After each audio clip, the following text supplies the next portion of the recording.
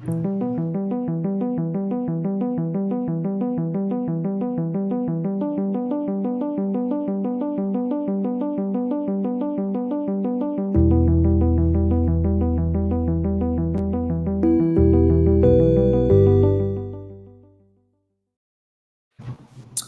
and welcome to Dash 28 Live. I am your host Mike Atkins, and today we are bringing you another Round 4 match from Call to Arms 5 between Ray Shields and Steve Pearson. Hey guys, thanks for being here.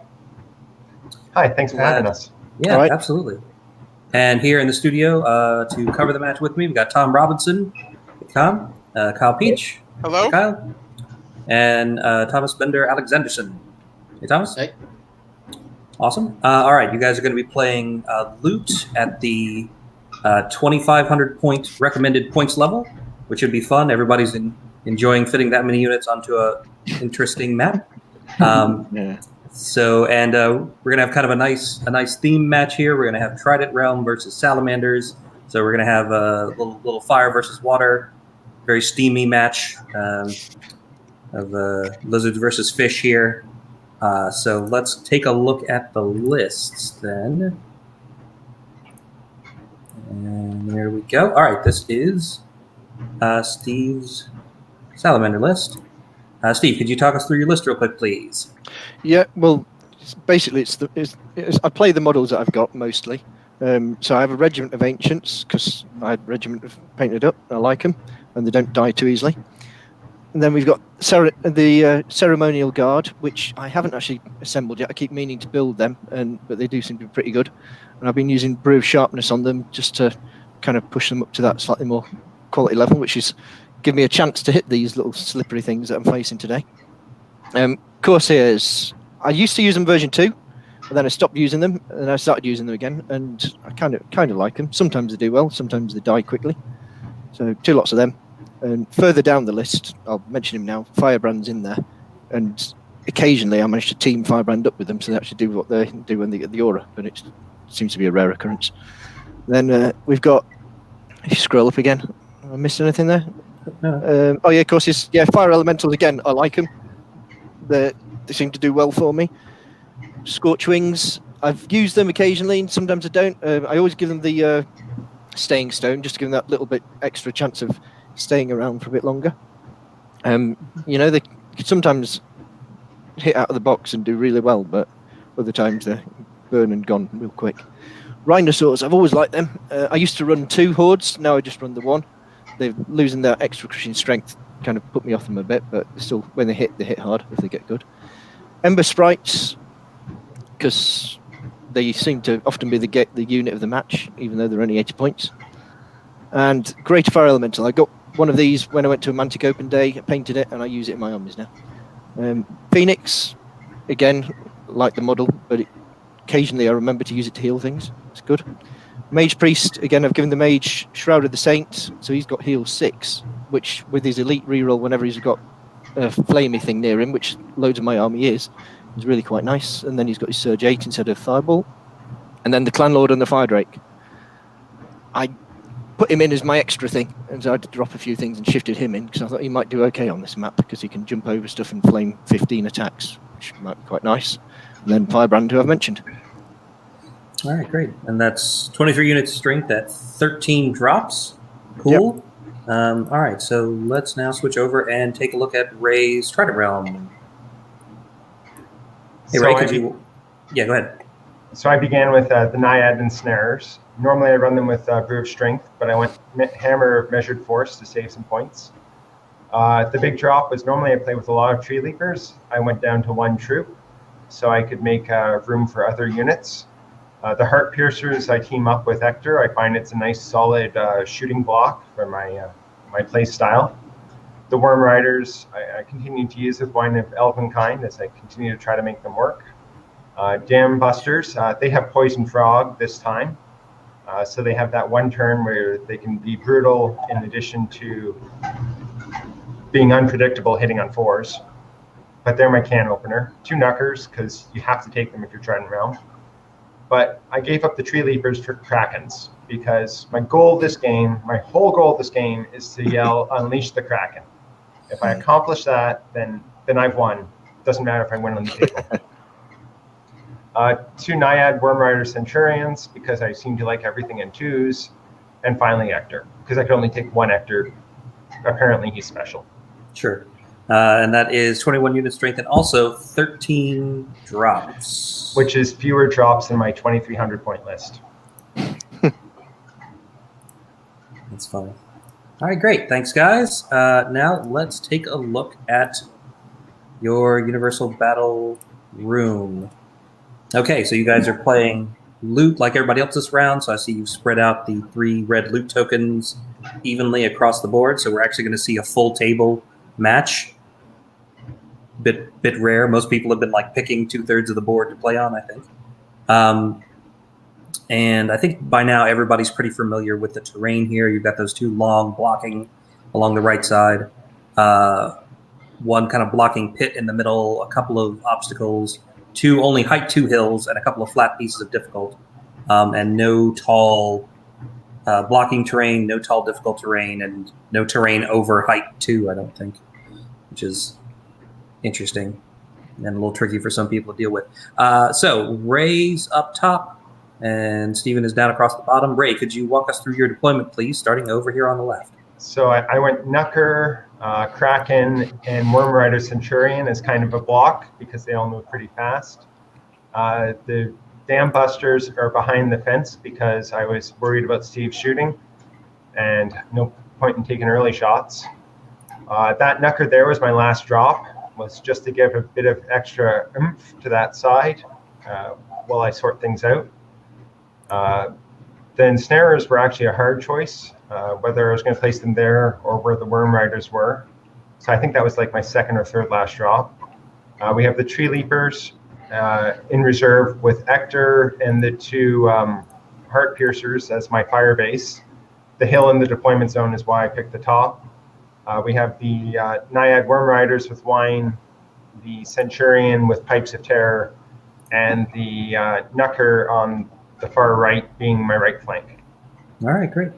And then down across the bottom, Stephen, can you walk us through your deployment starting on the left? Yes, I've got my rhinos there. They're there because there's less chance of them running into any terrain, I'm hoping, so I didn't want them to trip over stuff and get stuck. Next to them is Firebrand. He inspires... I like Firebrand because he inspires everything, or she inspires everything. She's got a bit of shooting, and she's dash 15. And occasionally, like I said, she can potentially give elite to the other Courtiers if they get a melee fight. Across to the Courtiers, that's the regiment. That's my first drop. Having put them there, and there's anything actually I could have done with shifting them a little bit more to the left, but that's where they are. Again, they're sitting in cover. I don't think he's got any shooting that side. Next to them, there's the troop, which are potentially a little bit trapped by that flat obstacle in the middle, but we'll see. It's that flat blocking, but hopefully they'll get a chance to do something. And then on the angle is the Ancients.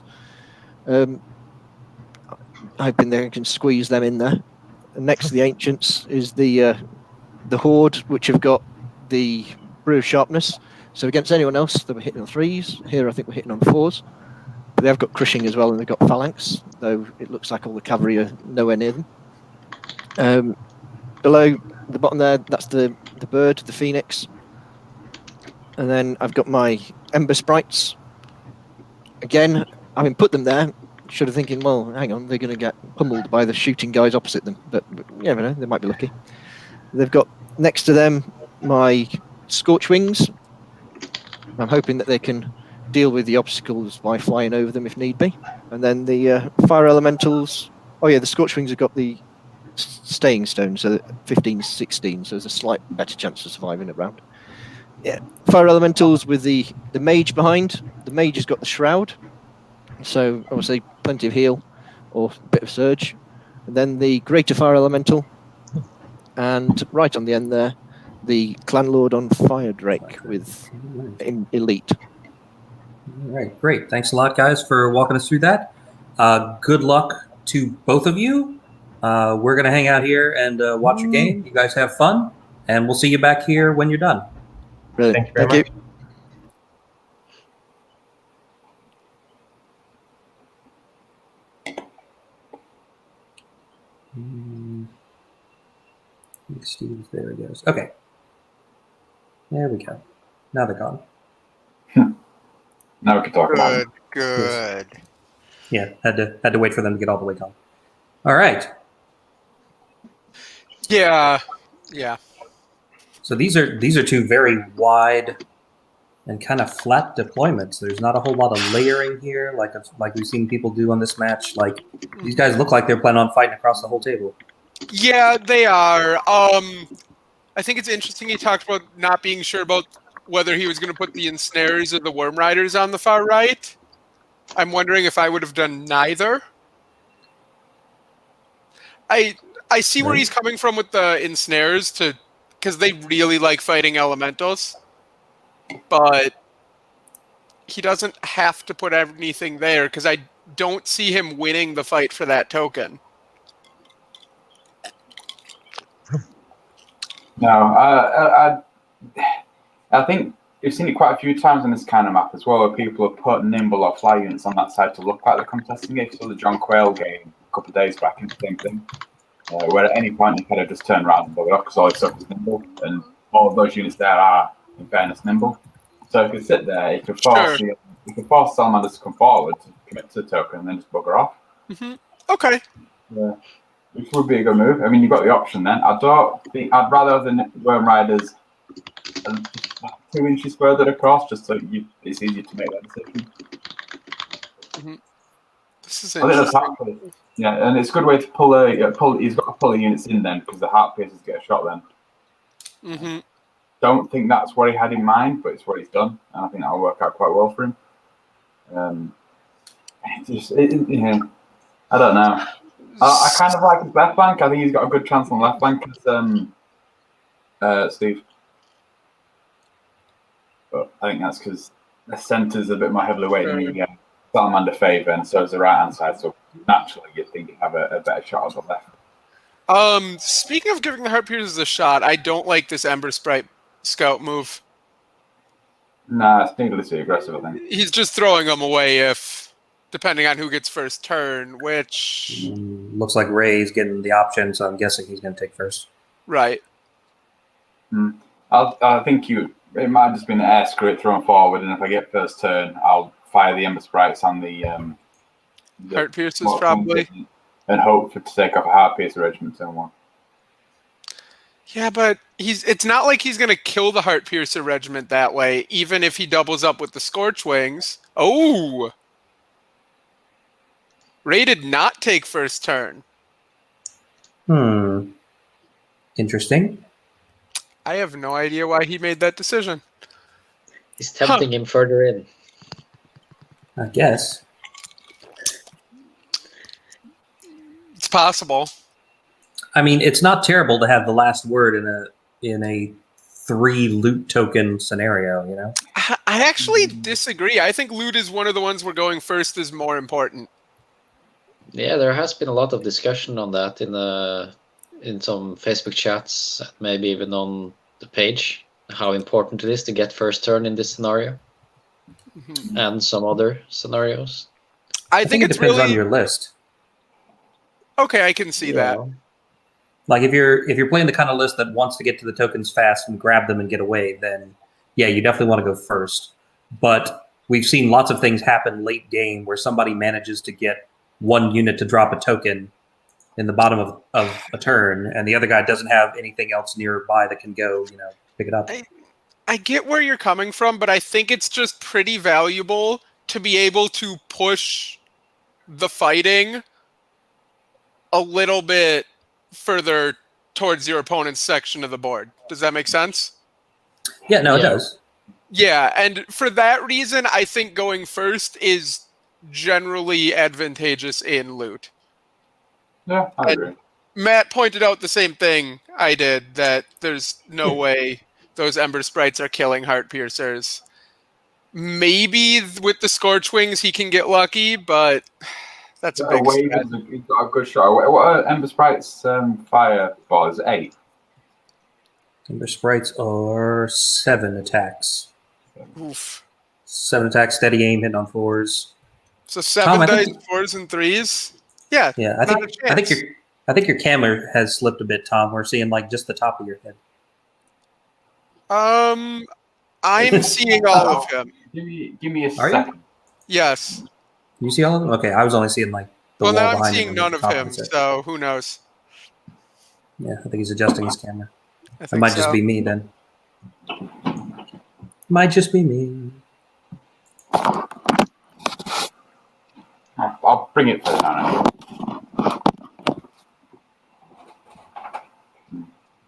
Okay, so he did pivot the Good. ceremonial guard instead of just running him straight forward, which I think is the right call. Yeah, I think it's early enough that it's not too big of a deal. But he's going to have to be very careful not to get either of those units flanked by those dam busters. Or the Kraken, for that matter. Yeah, or the Kraken. Yeah, he's fine for right now. Yeah, I think it's just move the ancients forward, turn them to cover the ceremonial guard. Probably. And then they'll be Yeah. screening the flank of the ceremonial guard. Yeah. And the ceremonial guard will do the ensnarers. I reckon. Anyway. Oh Yeah, Eventually. Yeah. I think 2 rounds, to be honest. 15, 13. They've got heal again. So 13 damage, heals down to 7. You do another 13, they're dead. Yeah. yeah, that's why I was surprised to see the ensnarers come across them. Because the ceremonial guard came down first, and then the ensnarers. So yeah, Yeah. and so like the ancients are really like, and we were talking about this beforehand. Like Ray put hammer measured force on his ensnarers. So if they got into combat with a regiment of ancients at defense 6, like they're kind of doing the only combat they really want to be in. I think. yeah, I guess he wants to try for that. Yeah. But yeah, it kind of wants a one-on-one fight there, or some flank support. Yeah, I'm not sure. No. Keep in mind, Ray has a lot of support in that part of the board. He does, yeah. That Kraken can easily come over and He's run across the threatening wall. the Kraken or the dam busters, or if, like was mentioned, the Worm Riders just pivot and go 16 inches that way. Or he's got Ector there. Or those Tree Leapers. There's a lot that could help. Yep. So is looking at how they've deployed and now how Steven's moving, do you guys feel like both of these guys are going for all 3 tokens, or do you think somebody's clearly like aiming for 2 and just going to delay and harass the 3rd one?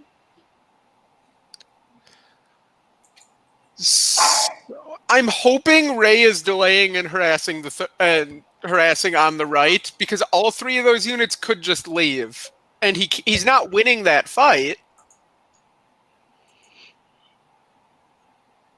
But the way he's playing, or at least the way he deployed, it doesn't look like that's what he's doing. It does have some fire support from the piercers. He does. Honestly, they could just clear out those Scorchwings, I think. Between them and Ector. Yeah. Yeah. think 1 turn and they're dead. Yeah. I reckon that Hat Piece Regiment will get wavered. At least. That's possible. No. Okay, there we go. He is moving the Scorchwings forward. Where he has them right now, he actually can't put both of his units on 1 Heart Piercer regiment. Yeah. He would need to move the Scorchwings another, like, half-inch forward. But the way he's moving, it looks like he's going to split it up.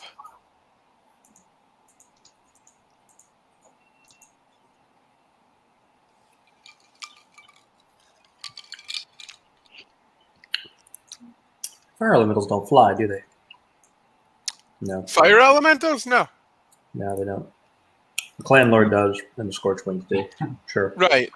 The Dragonflies. Yeah, the Dragonflies. The elementals are kind of stuck.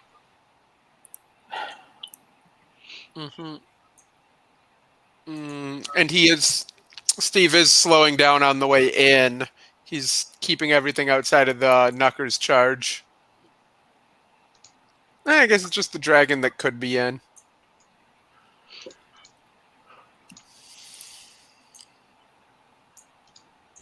Mm. All right, bring the Phoenix over to the right side. That makes Interesting sense. choice. Well, the Phoenix can be wherever the Phoenix needs to be. Yeah, yeah. All right, moving on to shooting. There's going to be some Ember All right. Sprites shooting at some Heart Heart Piercers. This is I guess very we have unlikely to do much of anything. There we are.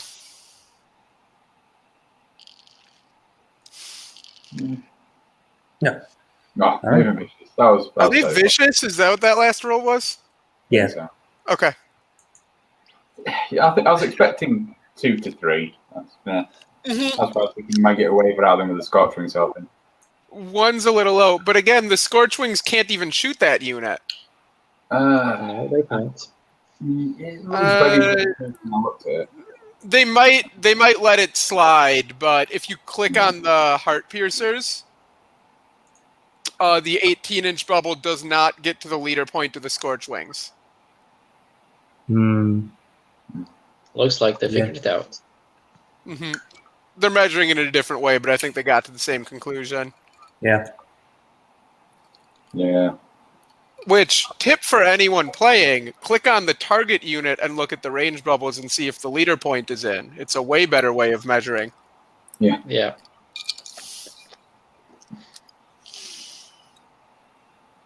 Ooh. That's interesting. All right. All right. Yeah. Okay. Well, that might do something on its own. Yeah. And I've been so much happier from the left side unit, not the right side unit. Yep. They are a 13-15 unit, the Heart Piercers. Hector is within 6 of them, so there's not much. Yeah. 8 will. That's a waiver. Depending on which unit that was for, yeah. I think so. Oh, looks like it was for that unit. Okay. That's pretty big. Yep. And the other unit's fine. Yep. Oh, it's lucky they did it that way around. Yeah. Mhm. Very lucky. So if you're raid, you just shoot the Ember Sprites and not bother with the Scorchwings at this point? No, actually, I think you move forward slightly. Both one regiment goes into Scorchwings. Hector pushes the sprites back out of range. Are they 6-inch speed? Are they? Yeah. So it's not so. like Hector's push is going to move them significantly. Scorchwings are. Oh no, sorry, not Scorchwings.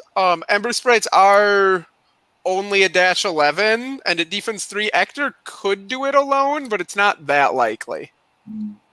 Just wind blast them back, shoot the other Scorchwing unit, get your regen up, and you should be alright next turn.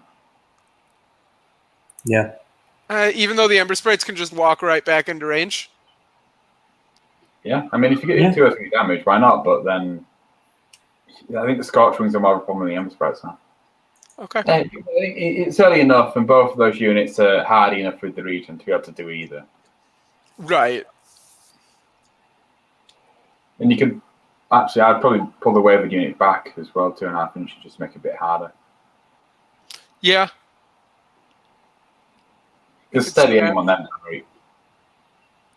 Steady aims on them is necessary.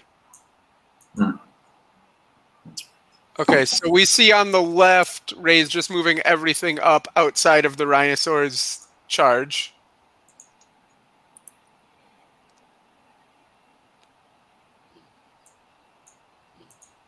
Mm-hmm. And he's even pulling the Dam Busters back to be just out of their range.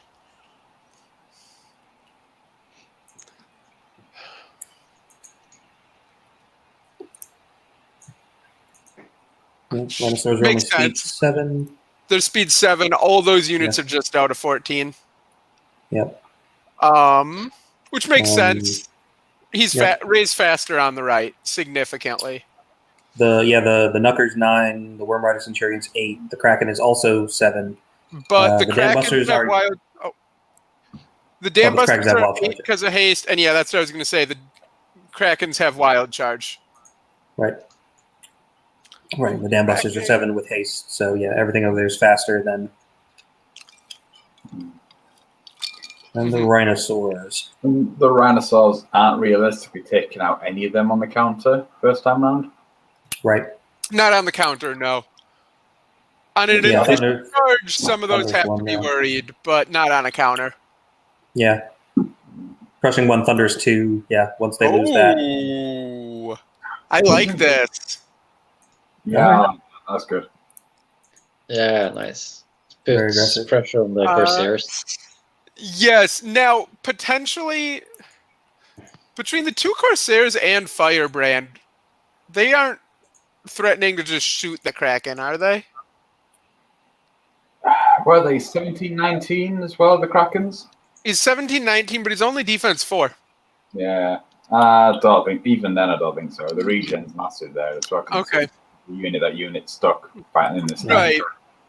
Yeah. That's the only risk of moves like this, because he's not inspiring the Kraken. Yeah. But if he thinks it's safe, which it looks like he's backing up out. Yep, it looks like he's changed his mind. Even though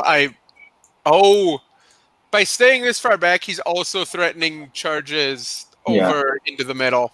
I see. Right. Yeah. Mm-hmm. But still close enough that he could charge any of these units if he wants to. Mm-hmm. Yeah. 6, 9, 12, 13, 14. And still out of 14 of the Rhinosaurs, even though he's moved back into their charge range. Or charge arc. I'll also point out those Dam Busters are within range and arc of the Ancients. They can't charge right now because they can't fit in the flank, but he's starting to threaten there if those Ancients try to move up. Yep, if they move up enough for him to fit. Mm-hmm. Or make it front, I think would be the more likely move. Sure. Yeah. All right, let's see what he does here. Moving the... Where is he going to put Ector if those Heart Piercers are going there?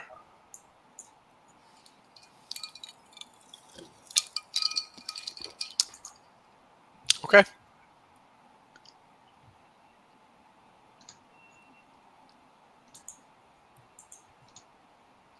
Interesting.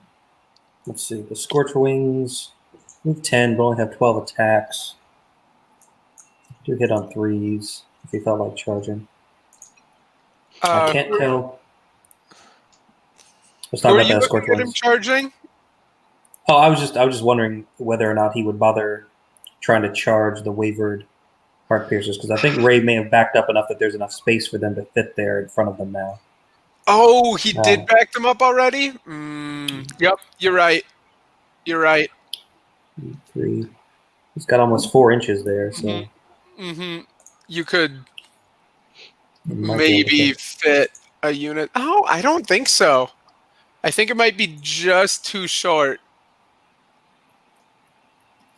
If I were playing the game, I'd definitely check, but yeah. I think he's short because it's about 3 2/3. It looks like if you zoom way in, and that unit is almost a full 4. Right. And wider than that regiment, so they could slide over. They could slide over to the left a little bit. They might be able to squeeze in there if he wanted to. That's an easy enough measurement to make. Yeah. But No, Ray's he definitely can't slide enough over to the left. Okay. Ray has turned his tree leapers to look that way, so if he does throw something up on the hill, they'll have them possibly in the flank, and the Worm Rider Centurion maybe. Or maybe not. Yeah, Worm Rider Centurion is threatening to look that way. Yep. I'm curious what Ray's thinking with what he's doing on the right. Because as he does it, he undoes everything we'd been talking about. Right. He is getting everything out of the Clan Lord's charge range. That might be what he's doing. Sure. 3, 6, 9, oh! The Worm Riders are out of the Scorchwings charge. That's like... That must have been the rate he was looking at when he put him there. Yep, that makes sense. And yep, everything's out on the drag. Yeah, so he's just looking to avoid any flying second round charges on this side. Mm-hmm. It does look like he's just playing for time on the right. Yeah, I think it's a bit too much respect really paid to Scorchwings. But hey. That's true. Picking up and then bowling off later on in the game is fine. I also... It wouldn't be that waiver bad of may a have put him on edge. Right. But it wouldn't be that bad of a move if you're playing the Salamanders here to charge in with the Scorchwings just to stop the Worm Riders and then push with all three of your other units. Because if the Worm Riders are shut down, that's a lot of damage just that isn't there to threaten the dragon and the fire elementals. I don't think there's much to really worry about. That Greater Fire Elemental is super cheap. You just put that at the front and then everything falls behind it. Yeah. All right. Yeah, the region on the Heart Pierces will be a big deal. Yeah, well. Mm-hmm. Whoa.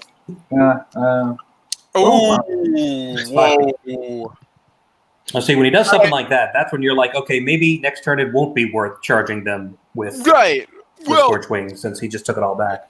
I'm looking less at charging and more at does another round of shooting kill that unit?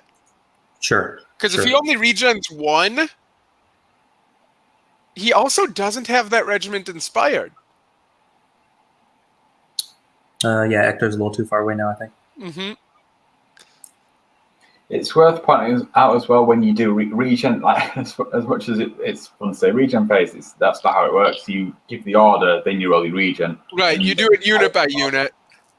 You've got the part of the problem is that if you roll your regen and go, I regen 11 out of 12 back, cool, I'm going to charge. It's like you should have made your order before you did that because you didn't know what you're going to roll. That's like, too early. If you say I'm going to roll the regen and then do it, you're like, all right, cool, I've got most of my damage back. I'm going to charge now, rather than saying I'm going to charge and then I regen 2 back. I'm like, oh well, I'm kind of screwed. Yeah, yeah. There's a reason why. The same with headstrong and stuff like that. You don't, you're supposed to make the order and then move the unit. All the other units are going into combat at the same time, rather than doing your regen and finding out what you want to do.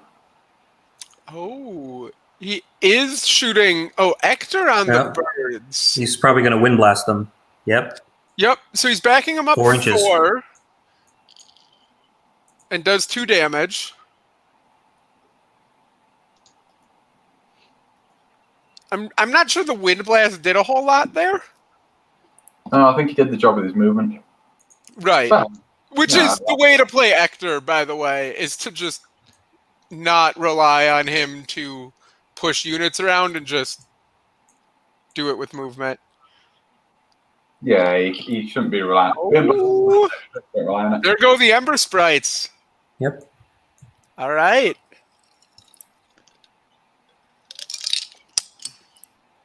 So that is going to be first blood for Ray. Mm-hmm. And now the Scorchwings have been pushed back. They're going to have to move up if they want to shoot again, aren't they? Which I don't think Steve really cares. Yeah, like he can easily do that. Right. Yeah, I think Steve was hoping less regen. The Scorchwings then shoot the Heart Piercers again, get another wave for a kill, and then the Phoenix heals him. Then that's what he's for. Right. But right now, oh jeez. Yeah. I think it was a bit risky splitting the damage there. It was. Shoot this. Yeah. Ember Sprite again, but it worked out. Yeah, if you killed him first time round, then it'd been a different. Well, I mean, it's an automatic random dice roll in it, so who cares? But your odds are better from the outset if you're on 7 damage. Right. It was 5 damage, which means he did need that 6 to kill him. I agree. He should have put Ector on them to bring it up to like 7 or 8 damage, so he only needs a 3 or 4. Less risky that way. All right. It's paid off. Why not? Yeah. Sure, I guess now the 1, 2, 3, 4. Yeah, I mean the Scorchwings couldn't have gotten to the Worm Riders to chaff them up anyway at their previous position, I don't think. Right, because he had backed the Worm Riders up to make sure that the Scorchwings were out of 20. Right.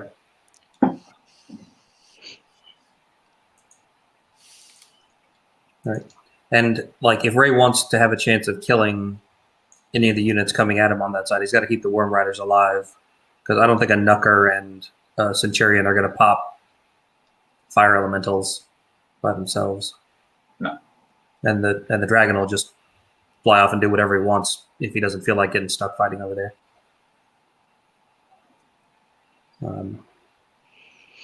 So what do we think? The greater fire elemental is probably going to end up holding that token on that side while everything else heads towards the middle, and he lumbers along behind them. I guess. It's also possible he uses the 3 units to fight, and then something like the Scorch Wings or the Phoenix just picks up the token. Maybe, yeah. Because it depends on how the rest of the battle is going, as to how badly he wants the Phoenix somewhere near the middle to heal stuff. Mm. Interesting. Because you also can't surge a unit carrying a loot token as well. Yeah, important to remember. Yeah. Is he going for shots on the Dam Busters over there? Looks like it. Which Yeah. makes sense if you don't think you can kill the Kraken, you shoot the unit with terrible regen. Yeah, that is the choice. And shooting the Kraken's fairly pointless. What, 20 odd shots? 5, it's not really worth it. I think Dam Busters are your best choice, but I don't think it's worth putting stuff that far out of position because you're going to get multi-charged by everything. He also doesn't I think need to be as far forward as he is in order. Okay. The less than losing fights, so you just need to hold on as long as possible and keep as many of those fastings permitted. It does look like he's trying to stay outside of 16 of the Dam Busters, which makes this look quite a bit better. Yeah. I think he's got the troop within 16, but they might have agreed that it's out. Yeah. The Dambusters charged 15, so it should be okay. No, he gave him Brew of Haste, not Wild Charge. So they are charging 16 inches. Oh, right. Yep, I see. The Dam Busters actually are slightly lower nerve than the Kraken. Yes, they're 15, 17 compared to a 17, 19. They have higher defense, though. Right. Their defense Very 5 versus 4. But like Tom was saying, the Kraken's got regen 4 up. Yeah, Whereas the Dam Busters only have 6. Yeah, the 6 up isn't worth a ton. Yeah.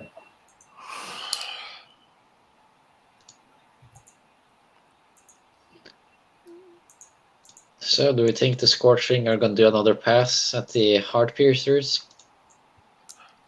I think they have to. What else would they do? Yeah, now they're already damaged and out of Inspiring, so much higher chance of killing them as well.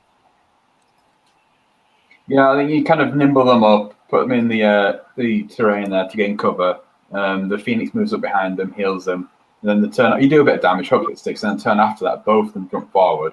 The Phoenix and the Scorch Wings, then pick off one of the regiments. I see. Yep, they could be within 18 of the front Heart Piercers and still be in cover.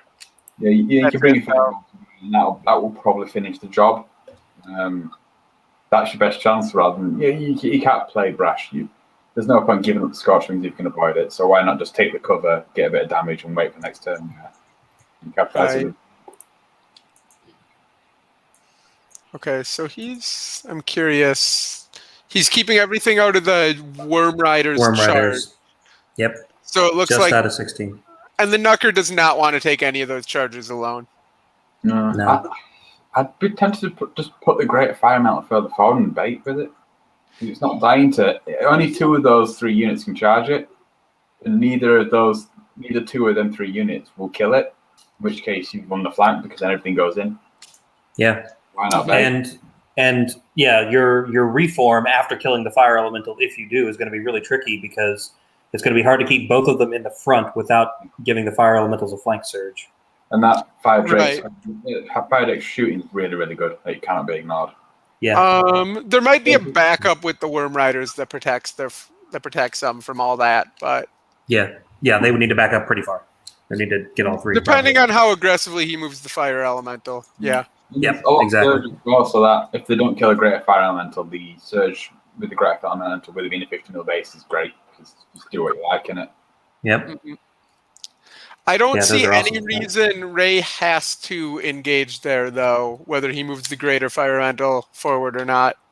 No, but it forces the trident round back, doesn't it? Not really.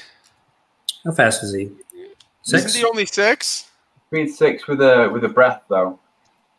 Oh, he right. does have that breath. Fireball 8, yeah. I mean, that's another thing you can bring to bear on those heart piercers, or even start damaging the Nooker, because the Nooker's low nerve, and you can ignore stuff. Oh, I think Ray was too aggressive on the left. I think he's. Oh yeah, he's moved. He just moved Look at everything that. up. He just. Yeah. He was able to just run right past him. Yeah. I missed that. Yeah, I saw it, but I thought it might be a little bit too aggressive because you can't use your left flank to really capitalize on that. Like, the Kraken can turn with fair immunity, in which case, what have you done? Nothing, because then the Kraken's on your flank and you back off for the heart piercers. No, I'd do it with the Dam Busters, I think, and just charge stuff with. Oh no, because that one Kraken will have to go in alone, it looks like. And you don't want that. I think you can bring both along, to be honest. Actually, I think the Kraken can go into the Corsair Regiment and just be fine. Because I don't think either unit is in a position to bail them out of that fight. No, not really. No, and I think that's fire everything at the Kraken and find out what happens with the regen next turn kind of thing. Regen, a 4+ regen is. Oh! Wow, this is weird. Okay. I looked at that and thought, like, it's in the front. He won't bother. But given how aggressive he was in the middle with his infantry, yeah, okay. Yeah, he must just be pinning them in place. Sure. And plus, they do have the Hammer of Measured Force. Yeah, that gives him an alright chance of surviving. It means he has to commit something else, doesn't it? Right, right. Which potentially Ector and the Tree Leapers could all be getting in on that fight. I don't like where it puts Ector, though, because I don't think Ector really wants to be blocking up those Ceremonial Guard. Yeah, no, Like, not really. He can. Ector doesn't win that fight, but Ector lives for a turn usually. But Right, but you want to hold on to Ector longer than that, I think. Like, that's not a great use of Ector. He's only 12 isn't he? Right. Now, realistically, he's taking like 4 damage there, so it's not that big of a deal. But 4 damage on Ector with no way to heal him. Second round. Something you just want. Right. Yep.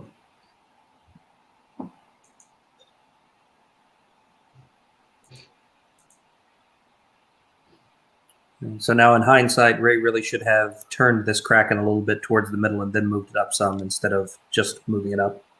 Yeah, the Kraken does not need to be covering the Rhinosaur Horde. Right, yeah, no, he's already got 4 units staring it down. Yeah. He's not even covering the Rhinosaur hard. It's too far, isn't it? It's right. 12, 13, 14, yeah, he's out anyway. Oh, no, wait, I was measuring distances wrong. He's totally in. No, wait, he's out. Never mind. I was right the first time. I've passed the Kraken again. I know it's got Wild Charge D3. So he's 14 with D3. 7? So somewhere between 15 and 17. 15, 17. Right. Right. Well, it depends is it beyond the line or inside the line, and then. I think if he rolls a 5 or a 6, he could get them. It looks like he's just touching his. Wild Charge, they have to assume that they do. Yeah. Right. Or hope they're not going to roll a 5 or 6 and then get surprised by it, like a nimble infantry horde charge. Yeah, that was one of my favorite moves I've ever seen. That was amazing. What's that spinning walk? I was like, what's that spinning walk horde going to do? I'm like, what? Where's it going? Right. I wasn't even mad at it. I thought it was fucking amazing. I was like, this is cool. It's happening to me. I'm going to lose my whites, but whatever. This is awesome. Some serious shenanigans for it to touch the corner and the entire horde just to jump 10 inches across. It was great. What shooting does he even have? Oh, the Corsairs. Corsairs, yeah. And he is going in on the Dam Busters. And our tackle. Not Which Firebrand. seems right. Not Firebrand. Does Firebrand shoot? He does, doesn't it? Dinosaur thing. Firebrand shoots. Yeah. 12 inches only, though, I think. Right? Yep. Yeah, 12-inch pistols. Well, the other Corsairs have 18. 4 damage. That's not going to do much. That's the start. It's going to fall. But it's going to stay, which is better than the Kraken. Right. 4 damage, so that's going to be a 9 to waver. No. Right? They're No? better Am I nerf doing than wrong? that. It's going to be an No, you're 11 right. waiver. It's going to be 11 to waver. Yeah, you're right. I was looking at the wrong unit. You were looking at a the Knucker, weren't you? I was looking at the Knucker right below it. Yep. That's what I was doing. Yeah, I know.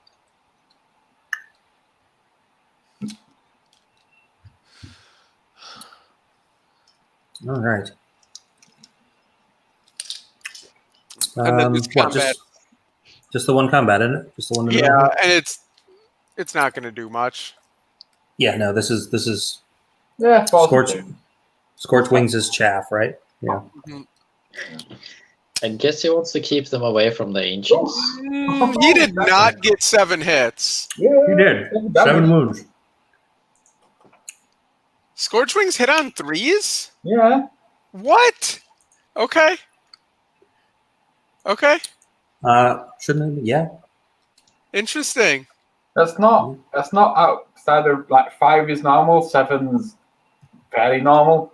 Yeah, I just didn't realize Scorchwings hit on 3s. That's ridiculous. Yeah, they're the revised Talon Riders, aren't they? Scorchwings. Yeah. Mhm. Yeah. Changed a lot. Still good. I think they're very, very much underappreciated for a unit that does everything. It doesn't They do do everything better, everything, that's for sure. but it does do everything. Yeah. All right. I'm very curious what the play is here. Yeah, I think that's forced him to commit. He doesn't want to get shot again. Mm-hmm. Yep.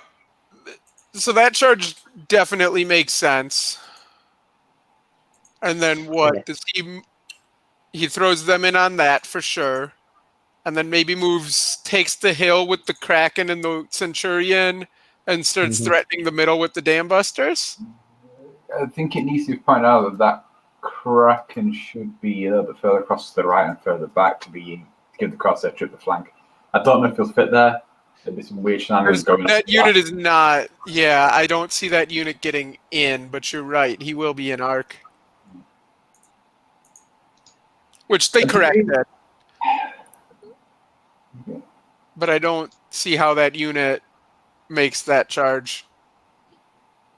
They'd have to go more than 90 degrees to make the charge. If you did like a pretty 130 pivot all the way around and then did it could. But And also gets the regiment out of there. Yeah, it's not happening. No. And here we see the Kraken probably only moving 7 and probably to pivot inward, I would think. yeah, why not?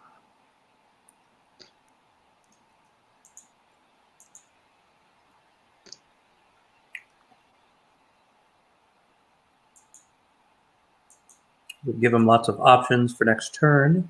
Mm-hmm. And get yourself some Thunderous as well. Yeah. Get the Centurion up there as well. Yeah, well, the Centurion, I think, should be further forward to inspire the Knucker, because there is the chance that the Knucker needs it. Yeah. It's nimble anyway, so who cares if Firebrand goes in? Oh, I think he's staying out of Firebrand's charge. Who cares? Exactly. You've got more important things to deal with. I'd rather both those units be inspired. Like either one of them could spike. The Kraken, I wouldn't be too worried, but I guess you might as well. Why not? Yeah. If Firebrand joins in on the Kraken in the flank. Ooh, there we go. That's a better play. Okay. And then pivot a little bit. I like that. That's better. There it is. Yay, nimble. Best rule in Now the I can game. see it. Yep. Now I can see everything. Oh, I think that position... Oh, no, never mind. Yeah.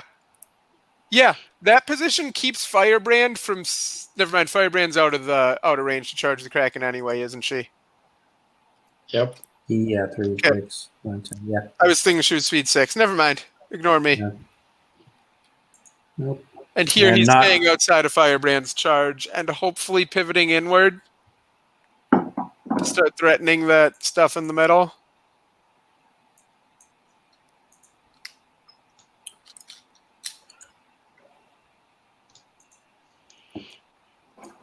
Yeah, I think he has to solve that flank fast to be able to help out in the middle. There's a lot. Yeah. Yeah. Well, he could also.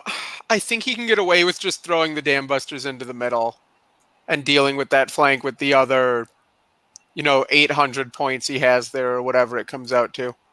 Yeah. Yeah.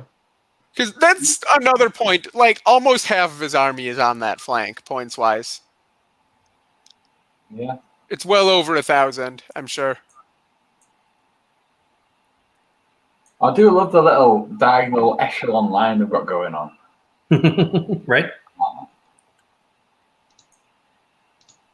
That's a nice little advancing echelon microcosm.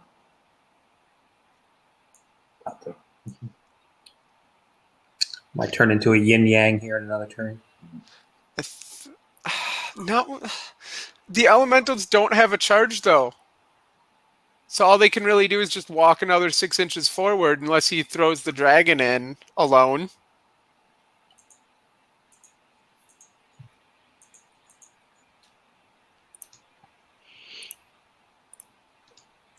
Yeah, it's not like the dragon can get a cheeky flank on anything. It can't see the middle. It does have the heart piercers, but It does. But I it'd be in the think- front. but he's then sandwiched between the Worm Rider Centurion and the Tree Leapers, and that's not a good spot for the dragon. Oh, and Ector, because if a Ector dragon gets and the other stuck fighting Centurion. Ector, that's just a bad day for the dragon. Is it Crushing 2 or Crushing 3, the Fire Drake? Can't remember. I think it's 2, isn't it? It's Crush 2. Yep. No, I'm sorry. No, it is Crush 2. It's 2. It's the one with 15 attacks on 4s. 15 attacks on 4s with Elite, but that'll only Elite. pick up a couple. Well, it means that he can't fight Ector because Ector's an ensnare phalanx, so his 6s just pointless. Right. Right. Yep, he'd be hitting Ector on 6s. It's great. Oh, never mind. He's throwing Tree Leapers into this fight. Yeah, I think that's the right choice. I wouldn't rely on the ensnares to do it on their own. Oh, No. I agree, but it also makes the dragon charge less risky. Oh, you know what? Never mind. I think the Worm Riders are in. It is. I said that. Yeah. Probably. I don't think the dragon kills him, so yeah. Yeah. No, he could throw the dragon in on the Centurion. It's not a terrible move. Yeah, does it have ensnare? I don't think so, no. No. Yeah. Defense 5, what is he, 13, 15? 13, 15. One of those? Yeah. 13, 15. I don't think the dragon necessarily gets the kill. Yeah. That one's got Pipes of Terror, but that's brutal, right? Yep. Yeah. So that doesn't really help it. Survive a dragon charge. Right, but the dragon won't necessarily do it. You're looking at Right. like 4 or 5 damage to the front. Looks like he tries to block his flank there with the obstacle. Mhm. He's trying to. I don't Or think he he's can. blocking. You can. Now we can. There it is. No, they're not speeds. Is that? Well, He no. only moved from 5. That was legal, but he wasn't blocking. No. And if he pivots any more, he runs into his unit. In which case, the Elemental Horde and the Fire Drake have all got flank axe.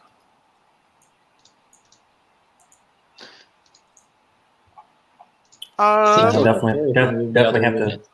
I think Yeah, he's he's gotta move blocked the other off unit. there. But he has to. He might just sidestep him like half an inch and shoot the. Right. I Shoot don't the know horde, what I he's guess. shooting. He That doesn't have a makes sense. target with the unit he just moved. I'd make a stand the guard.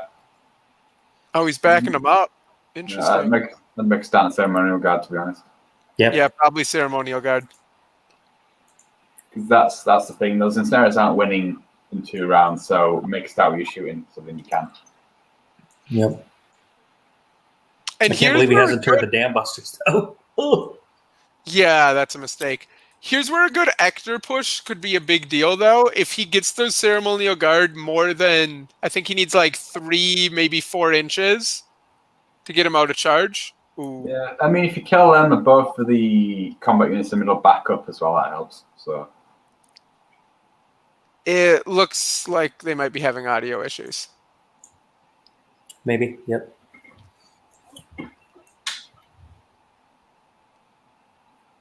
oh, this is nice as this. There's no silly movement crap. There's no horrible shooting lists. It's not that. It's just a proper scrap on a weird map. I like it. Mm-hmm. Mm-hmm. Most of the ones I've seen there have been someone's taking a shooting army, someone else has got to deal with that. So, Yeah. Yeah, it is. Between all the terrain being low and that hill in the deployment zone, it is a good map for shooting armies, whether you get the top or not. I wouldn't mind if I ran into it on a normal tournament when it's obviously preset list. I wouldn't mind at all. I'd be like, "Oh, of course, we're different." I played on a map which had 8 hills and like the Egyptian ones. So it's all like there were sand dunes and there's a giant pyramids in the middle. So that was really cool because you capped on for that. It's just to make do with what you've got. So no one really had a real advantage with that. But when you gear your list for each map, and it's a big Right. advantage. Yeah. But it very much feels like these two, this is the list that they like to play, so this is what they brought. Yes, that's in practice. I don't think people are really optimizing lists for scenarios and maps. No, I It think is the definitely majority is not. possible. Yeah, I've done it a little bit. My the game I lost, actually, I was going to bring a whole load of pack hunters. Then I saw the map and I was like, I'm going to be stuck in terrain for however God knows long, so I'll take some Strider stuff instead. Sure. So I brought Frostfang Hounds, which turned out to be a mistake because I said they were bad. I brought them anyway, and then I found out they were bad. So Yeah, I actually don't like Frostfang Hordes at all. Ooh! Oh. Oh. Look at those regens. Whew. Wow. I mean, he did really well with the Heart Piercers. Yeah, this one's more important. He got 7 out of 8 damage last time with the Heart Piercers, so he's got none this time. Right. It's kind of average. Yeah. Unless he can push those Ceremonial Guard out of range. Yeah. Oh, okay. So he's going for his sticky tongue, Such a which weird isn't going to spell. move them anywhere because they're butted up against blocking terrain. No, but it might do a point of damage or 2. It might. Yep. 3 hits. 2. 2? Are they defense 4? Okay. Yeah. Yeah. I like Corsairs. They're one of those cool, fun hybrid units which do a bit of everything. Yes. I like that kind of thing. Oh. And with a nerve that low, that could just waver them. Could 7 to waiver. Potentially kill them because they're not inspired. Yeah, if he gets a spiky roll. He only needs a 9. It's not that unreasonable. It's a strange army, isn't it? There's not much inspiring about. I mean, I keep forgetting about the Ancients. Never mind. The Ancients do a really good job. I was thinking, pretty inspiring in the center, but there was. It is not a good shot from the Heart Pierce. Oh, That was crap. who hasn't done that? Yeah, they're going away in shame from the bad shooting. All right, let's see if the other unit can do any better.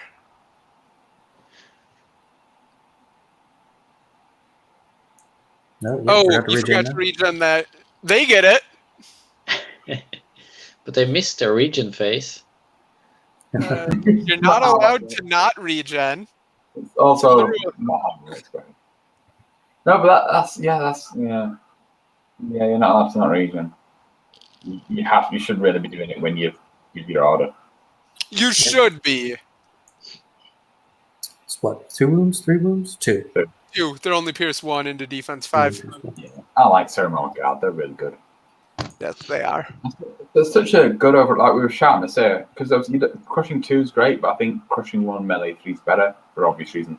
If you find it defense 3, then who cares about crush 2? But just to do everything really. Oh, that's 5 big. inches back. 5 Yeah, inches they're out of back. range. It's only 1 damage, but that doesn't matter because that's going to get him out of charge range. Yep. Yeah. Yeah. Off we go. Okay. Yeah, that's big. Yep. I'd like to That see makes up for his bad regen right there. I'd like to see the Phoenix jump across the turn before to stop that from happening. Oh, yeah, to backstop them? Yeah. Ooh, yeah, I see what you mean. But All right, because what nerve does check on the... Phoenix? It's a waiver. That'll waiver the Corsairs, yeah. I think Yeah, he forgot about Phoenix, so I don't think the Phoenix moved at all. I think he- I think he did too. He The just left it Phoenix- over here. I think he made sure the Phoenix was doing a Radiance of Life on the Scorch Wings, which obviously isn't as important as No. keeping the Ceremonial Guard from getting pushed way back. And here's the Knucker on the Rhinosaurs. 4 hits, 3 damage. Good. That's what you want. That Yeah. can't do anything, I don't think, but whatever. It's blocking. Yeah. Yeah. Lucky waiver, maybe? Or no, they're fearless. They're fearless. Fearless 18. They're Mhm. going the other way. All right, Kraken into some Corsairs. Ooh, 9 hits. That's not good for the Corsairs. That's what, 8 damage? 8 damage. 6 damage? 8, yeah. 8. Yeah, 14 is a 14. waiver? That's going to be a waiver. They're 13, 15, yeah. Okay. Does Firebrand give them Fury or? No, it's the already elite. Right, because he used to make him fearless in the formation, so I don't know what. That's right. There's a fearless Ooh. formation. I had forgotten about that. All right, here's the Heart Piercers on the Scorch Wings. Oh my god, they did Ooh, 4. 8 hits. Oof. And then the Tree Leapers. Don't neglect the Tree Leapers.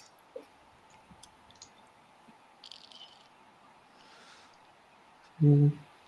5s, 2s, 5. There you go. There we go. Yep. That's Five up to random. 10. So that's up to 10. And he'll be looking for a 6.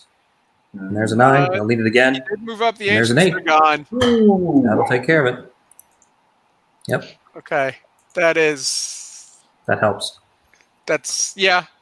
I don't think it's that unlikely.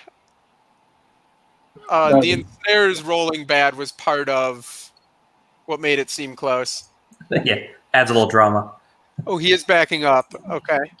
I mean, Yeah. 4's crap, but they should only do 6 in a bit, so again, it's within realistic realms.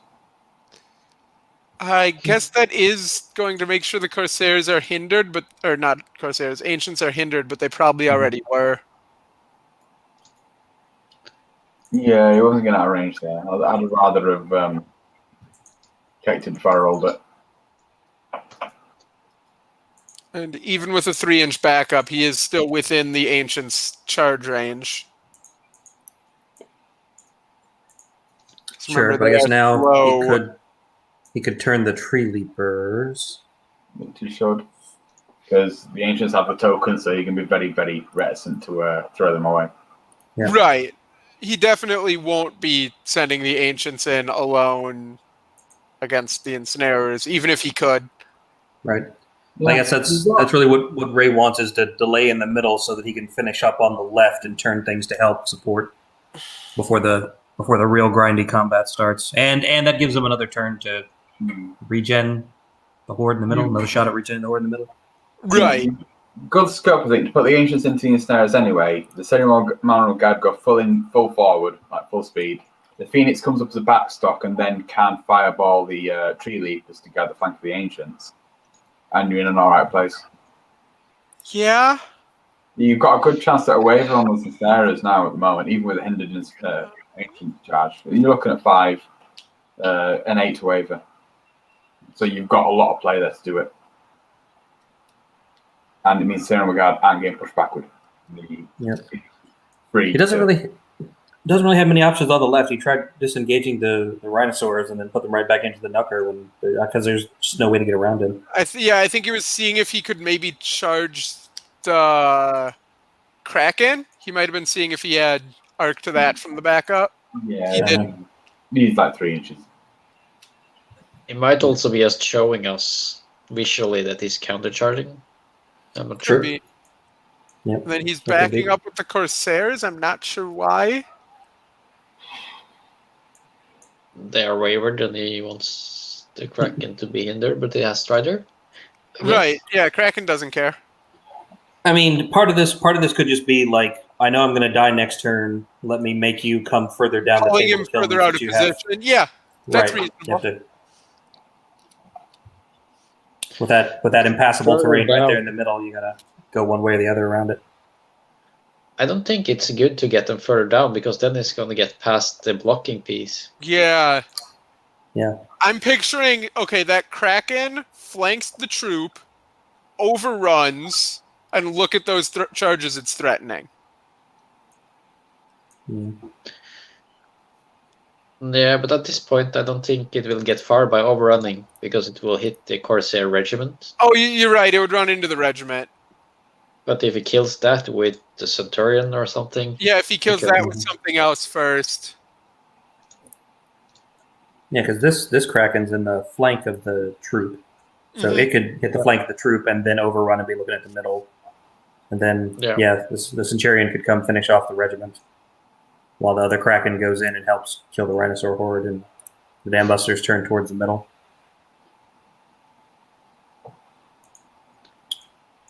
All right, so it looks like, And we looks come like back he's putting to Firebrand. pivoted the Dam Busters.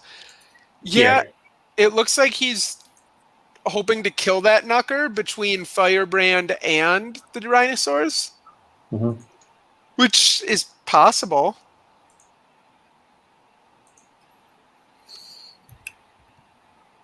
How many attacks is Firebrand? He's like 5. Five Isn't he? attacks on 3s, but crush 2.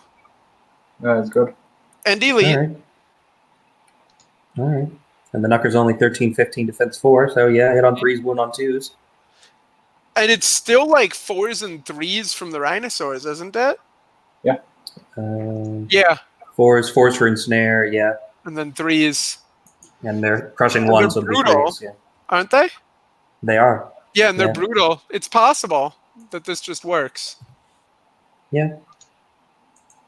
And then like a Kraken and Dam Buster go in and they're just dead. But at least he gets a Knucker for it. I mean, if he pulls the Dam Busters all the way down into the corner to do it, like, I'd call that a win. Right. Providing he gets a kill, he can sidestep the Rhinosaur horde. If he gets a 1, that means that the Firebrand is literally right on the very right side of the unit, which means the Dam Busters can't go in with the Centurion and the Kraken because they won't fit because of corner to corner and all that. Because Mm-hmm. True. the Firebrand block it, which is probably the best chance of the Rhinosaur surviving. So it's actually a really good option, just provided wherever you get on your overrun. And again, if you just overrun Firebrand D6 after that, he's doing the same job of making sure that not all 3 of those can fit. Sure. Best And way. Firebrand is defense 5-15. Yeah, so you got to hit him pretty hard He's to pop nails. him and over. Yeah, so none of that's really just going to be able to blow right through Firebrand. It looks better than it is for Ray over that side, yeah. Yeah, Really I good don't play. think- it's another turn down the line, and that's another turn of all those fast units wasted. Right.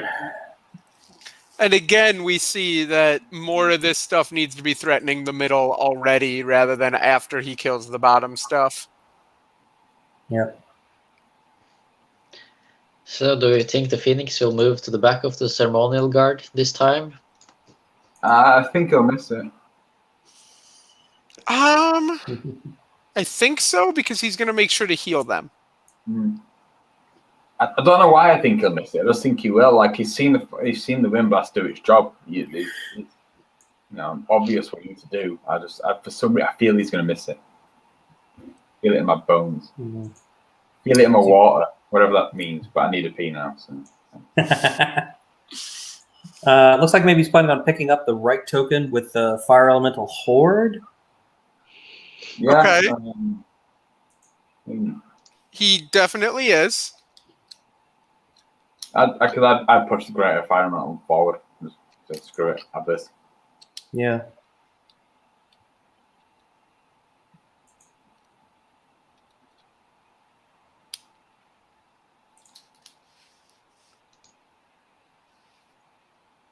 Yeah, I like the idea of bringing the fire drake across. It just seems to do turn 10 turn and then bring its fire to bring its breath to bear. Yep. There's a 10-inch move. That's as far as it gets him if he wants to turn again.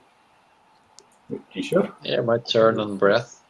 Turn He and could then easily turn he's and got a breathe on breath the heart piercers. heart piercers. Yeah.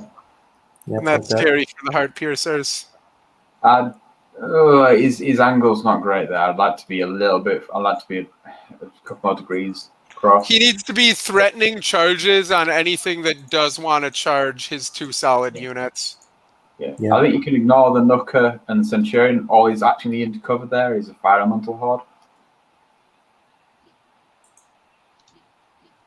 And to cover the fire elemental horde, you need to really move the greater fire elemental forward up until the corner. So he's doing that job.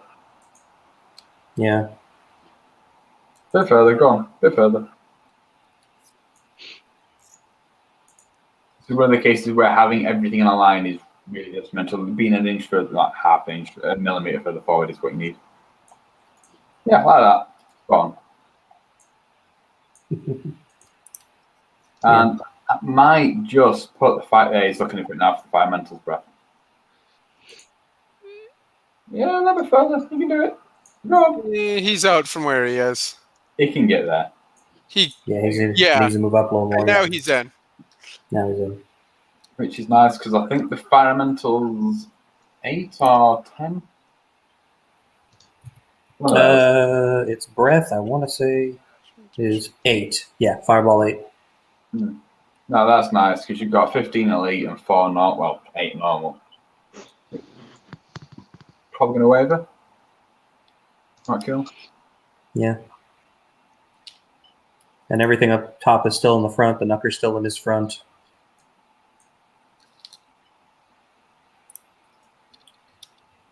Yep. And the priest with the shroud and surge doesn't have anything to cast heal on.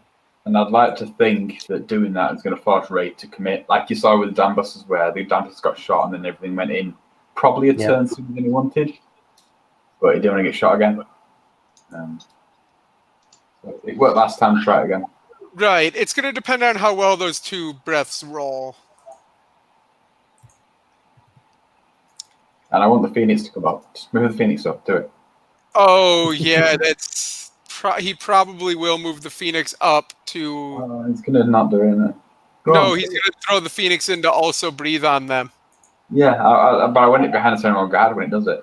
Go on. No, do it. Yeah, they're on a height 2 hill, so it's not like cover is going to be a problem with height 5 Phoenix?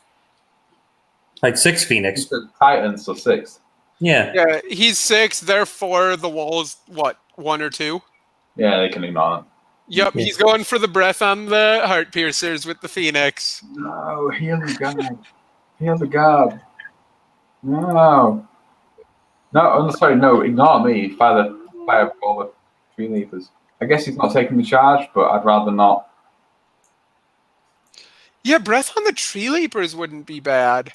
I prefer that. He might not have had the speed to pull that one off, though. Maybe. No, he definitely could. But now he has the heart piercers, and he might be able to pick up heart piercers with all 3 of these. Yeah, I'd expect so, but I'd be more worried about the Tree Leapers and the Ensnarers one-shotting the Ancients. Yeah. And then you having no answer for when those Ensnarers have picked that up. Because with the free refund, with the Tree Leapers actually in the chat, those Ensnarers, if they won, can just bugger off. Mm-hmm. All right, moving on to shooting. Probably going to be going for the ensnarers by the wall. Yep. Mm-hmm, definitely. It's the only unit any of these things can shoot at. Yeah. Oh, I guess, yeah, the Mage Priest is actually going to heal the Seminole Guard, which is fine. Oh, good call. And then he's got Radiance as well. The Phoenix. Yep. I'd still rather get the tree leaps out of the way. But I'll have the option. I should say. Right. Right. I don't see why you wouldn't give yourself the option when you have it. Ooh. Oh, that's right. Only 2 hits. He got 2 wounds. damage, That's fine. and he's got like 25 more. So we'll see. The 15 elite are coming as well, which is important. Uh-huh. Yep. So that's going to be next. Mm.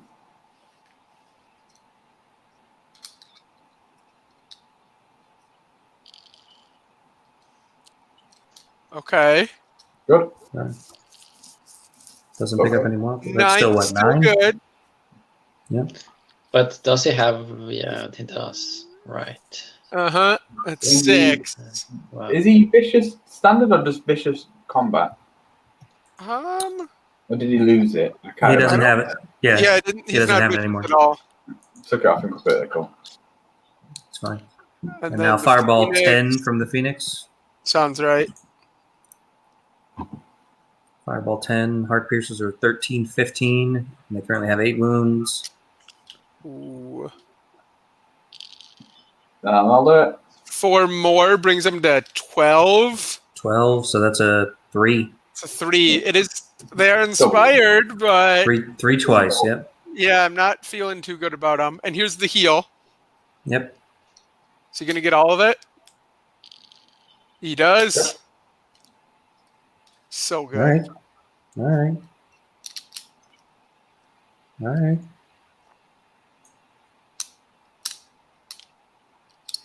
I think that's probably all his shooting because all the Corsairs are wavered. Mm-hmm. And So they should be seeing Firebrand a charge. nerve check. And Firebrand charge. Well, there's the 3. That still does it. It is a kill. Yeah. Yep. 3 and a 5. Uh-huh. It's a good way to use those slow nerve rolls. Right? Get him out of the way. Mm. All right, that's going to be it for shooting here in the top of turn 3. On to combats. Let's see if these rhinosaurs can punch their way out of trouble. Yeah, this will be an interesting one because I think could go either way. Yep. Getting 12 hits is good. Yep. I'll do it. Uh-huh. 7. It's good. 7 damage. Things are not looking good for that knucker. Yeah. And then 5 more attacks coming from Firebrand. He's got a For really threes good one. Yeah, there you go. threes Really and good twos. timing attack with Firebrand. 4 hits. Doesn't get an elite reroll, but 4 hits is still pretty good. And 3 damage. All right, 3. Puts them on 10. Counts as 11 with brutal. Mm-hmm. It's a 4 twice. It's a waiver. That's It's a waiver. Oh, no. And the best part is it's a knucker. If he really needs to get it out of the way, he just can. Backs up, turns, moves, does whatever. Yeah. Yeah. But it can't disengage. It's engaged on 2 sides. So it doesn't get the free Right. 1 inch, but it still has 4.5 inches and a pivot to work with. Yeah. The important thing was killing it so the rhinosaur can D3 sideways to make sure he's not getting all 3 come Mhm. out. Sure. Do that.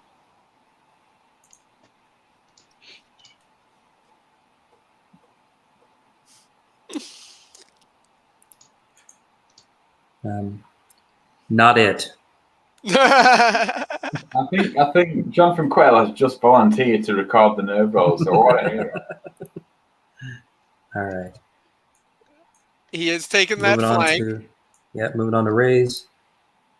Bottom of 3. Taking the flank, which is, I think, mostly just for, like, it's overkill, and it's mostly just to get good position on the Mhm. rears of the units in the center of the table. Yeah, I think your Centurion comes into the front of the Corsairs to finish them. The Dambusters and the Kraken finish off the So Rhinosaurs. rhinosaurs, yeah. And then everything turns, and you kind of accept that Firebrand's going to stop one of them from running away. You're happy. Yeah. But the important thing is to bring these fast units back into the central combat, because otherwise it's not winning. Yep. Right. Something else needs to help in the middle. Yep. So Centurion's got 5 attacks hitting on 3s. Pathfinder, so he doesn't care that he's running into the pond. Crush 1. No, he's not just Right. Crush 1. Right? Crush 1 Crush Thunder 1 1, Thunderous maybe? one?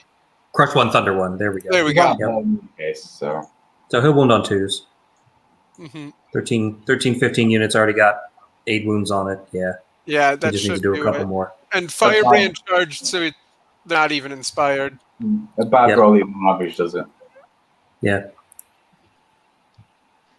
Yeah, another 2 wounds puts it on 10 and a 5 once. It's pretty easy. But that's not the brutal one, though. No, the brutal one's all the way on the other side of the table. So And doesn't I'll get the one point for out, free. because somebody mentioned it in the chat, if he does the Worm Rider fighting the regiment first and kills them, then the Kraken will be able to overrun. Yep. Which is ideal. Which, even if he goes 6 inches forward, I think he still has the Horde, but not the Ancients in his charge arc. Realistically, the Horde's going in next turn unless he pins them back. So I'm wondering if he throws away. Well, there are a couple ways he could do it, but I'm wondering if the right move is to put the ensnarers on the Ancients and then put either probably Ector into the Horde to slow him down long enough for the ensnarers to kill the Ancients. But I he could think even charge with Tree Leapers on the Ancients and still block the Ceremonial Yep. Guard. that's what I'm thinking. Oh, double charge the Ancients? Yeah. Yeah, that could work too. Because that puts your horde further to the left side and top. So And nothing you- will really threaten them. You could even throw Ector in as well, just to push the Horde further across. Right. So that's really what you want. You want it far away from all this stuff over on the right that might fly over and hit you. He can't do Ector in on that because he cannot see the regiment with Ector currently. The Tree Leapers are in the way. Yeah. Yep. Good point. Yeah, he's not on that hill. He's close to it, but he's not on it. So it looks like Ray did take the double charge with the Dam Busters and the Kraken on the wounded Should Rhinosaurs. be enough. Making a little firebrand sandwich over there. Mm-hmm. And then the Knucker could sit there. I think the best Knucker move is to just move it 4.5 inches back. Yeah, neither of those giving up a flank at the moment, so why not? 4 inch back and then turn to the right, so you've got a better movement for the following turn when you're not waved anymore. Well, it also puts Firebrand in the front if Firebrand tries to finish off the Knucker. Yeah. Right. Which is probably Firebrand's best I think it's option? Firebrand's best play. Because otherwise the Knucker can just camp the objective Camp and the both the token, yeah. Kraken and the Dam Busters Yeah. try to get can back leave. in the game. It might be too late for that Kraken to get back in the game, though. Right.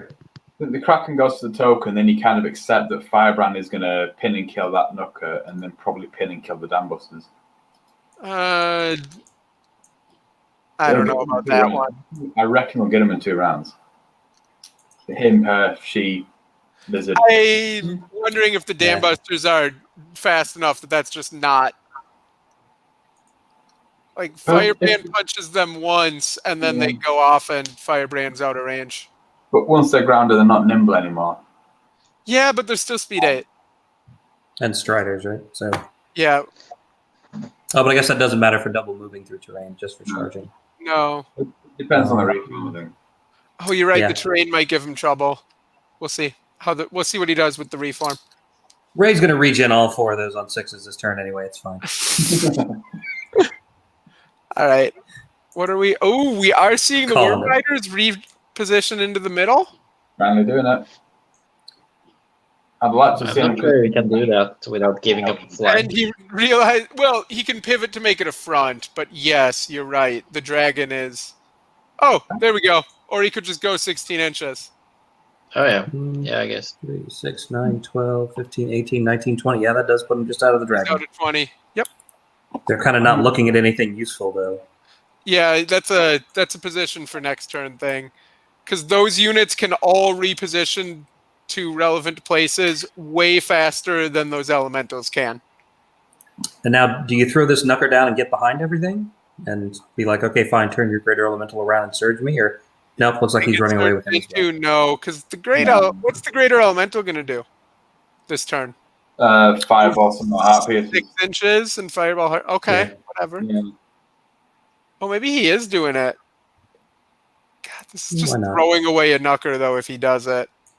I think the knucker should have been facing directly down anyway. Yeah, so he could do it and then pivot. I think he's given up. I think he's going to just bugger off. It's a reasonable play with the knucker at this point. Yeah. I'll be back in 2 minutes. Okay. Yeah, I mean they've been just sort of slowly backing up for 3 turns. If you can turn and run, oh, that's interesting. Maybe just back up a little. I like that because it's threatening anyone who tries to come around the to building. cut across. Yeah.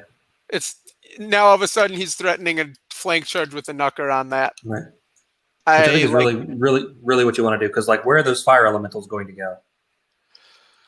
The fire elementals are not going to fight this game. They are going to be on the token and that's it. But the greater looks like it's going to move up 6, maybe even get surged just to be more relevant. And now all of a sudden it does that. Oh, you're getting flanked by a knucker. Right.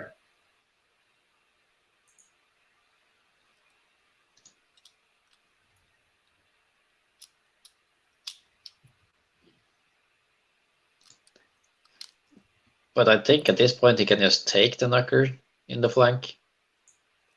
He can. It won't. Then, A he knucker can flanking move up. alone will not kill the greater fire elemental. No, but it'll give him a leg up on grinding him out over a couple turns. Yeah, but with what?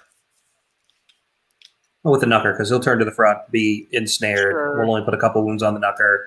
Knucker will hit him back. Like it'll take a couple turns, but I think he'd grind him out. Yeah. I mean, also if he gives knucker the flank and he takes it, he can move the fire elementals up to charge the knucker, and suddenly they're back in play. Sure. Right. There's that, and then the trouble. greater elemental just goes off and does whatever. I think at that point. Yep. Because the horde's got it under control. Yep. All right. So I think Ray is basically finished moving. So I guess he's just got to decide what he's going to shoot at with the. I think he has to decide and what he's going to do in the middle too. Oh, that's true. He hasn't actually moved. Does he start going after those ancients? I'm not sure, but I feel like he should.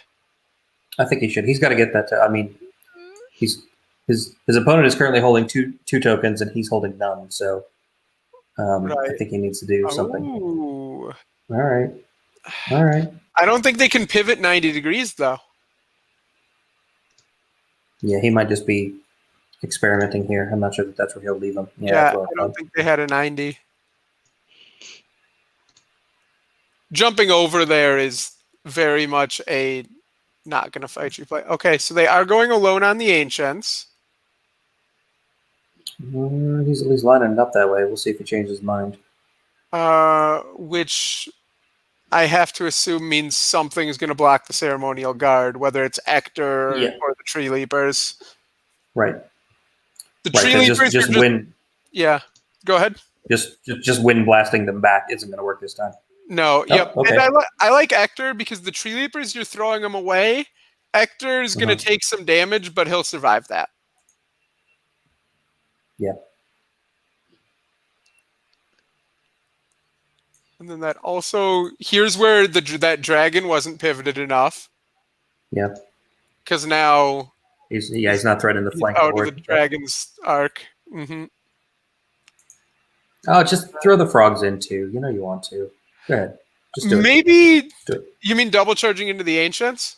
Yeah. I mean, they'll do what? One wound? It's basically like adding brutal. Ooh. I like that jump, and then you pivot 90. Doesn't look like that's what he's doing, but I liked it. I wonder if now like, okay, those tree leavers' job is to go over and pick up that token on the hill on the left, and that's what they're doing. I don't know, because there's nothing better for that Kraken to do all game. It's true. All right, let's see these regens.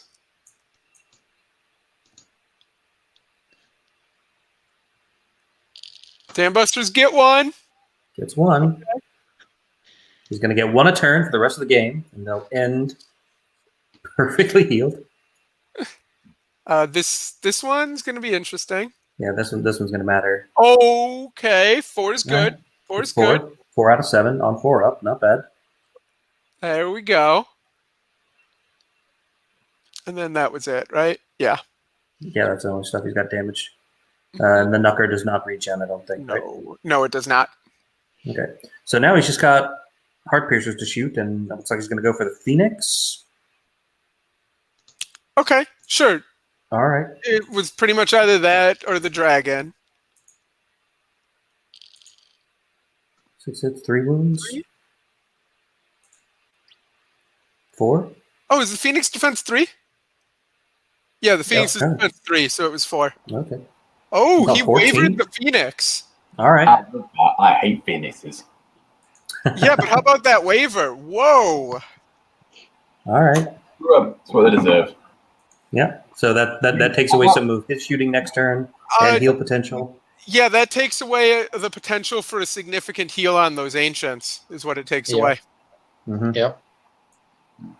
Yeah, because he's too far away to radiate to light them just standing there.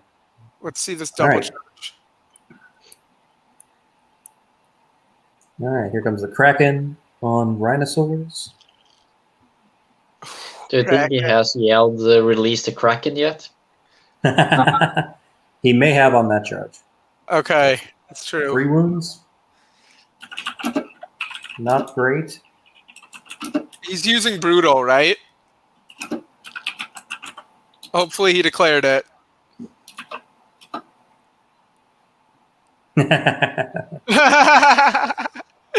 For only 3 wounds, I think the other one in the flank will be the one that's We'll see.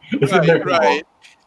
All right, 12 hits and 10 wounds.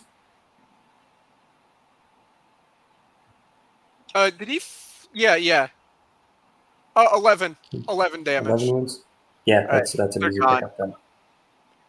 Yep. Yeah, Put them on snakes. that Crush 1 Thunder 2 on the Dam Busters is real nice. Okay, he definitely... Okay, he's pivoting a full 90 with the Kraken.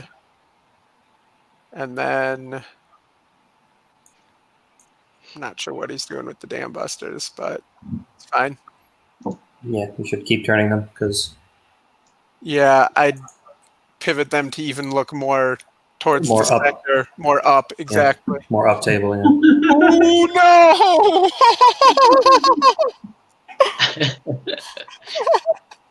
Oh my goodness. Wow. Okay, well, so much for that overrun. Yep. Yikes. And now that Kraken's probably going to have to pivot to look at these guys. Yeah, it is. All right, that Kraken got released. That is 9 damage up to 11. Watch the double one. It's going to happen. Watch.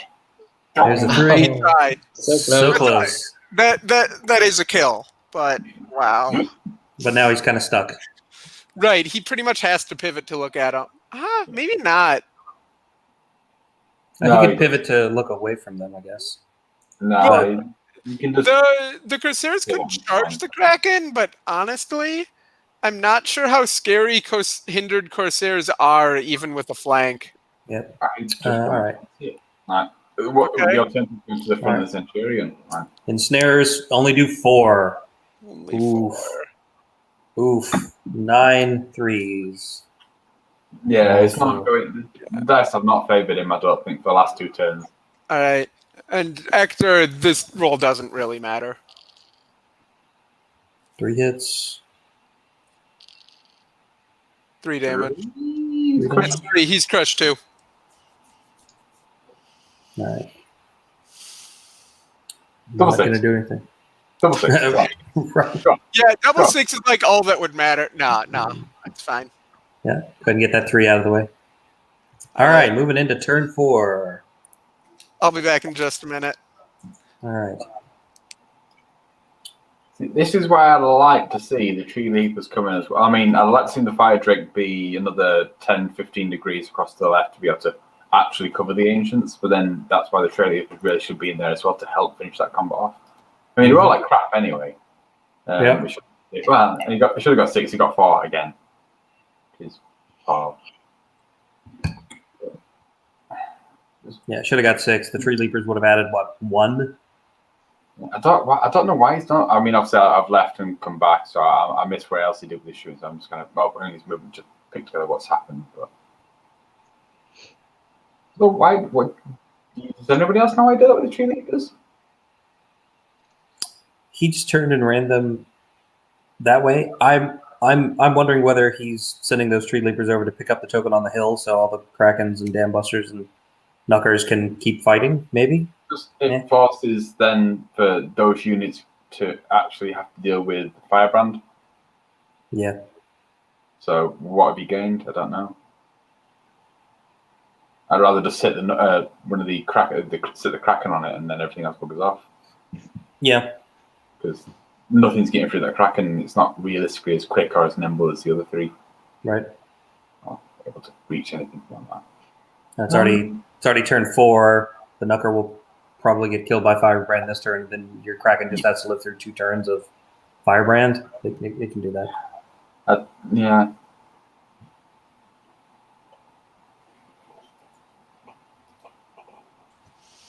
All right.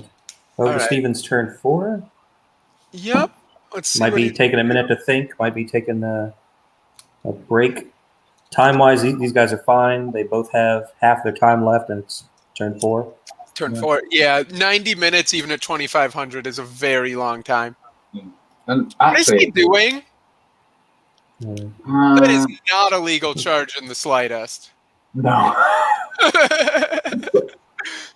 If any model as an individual in the game had the right to be mighty. It's right.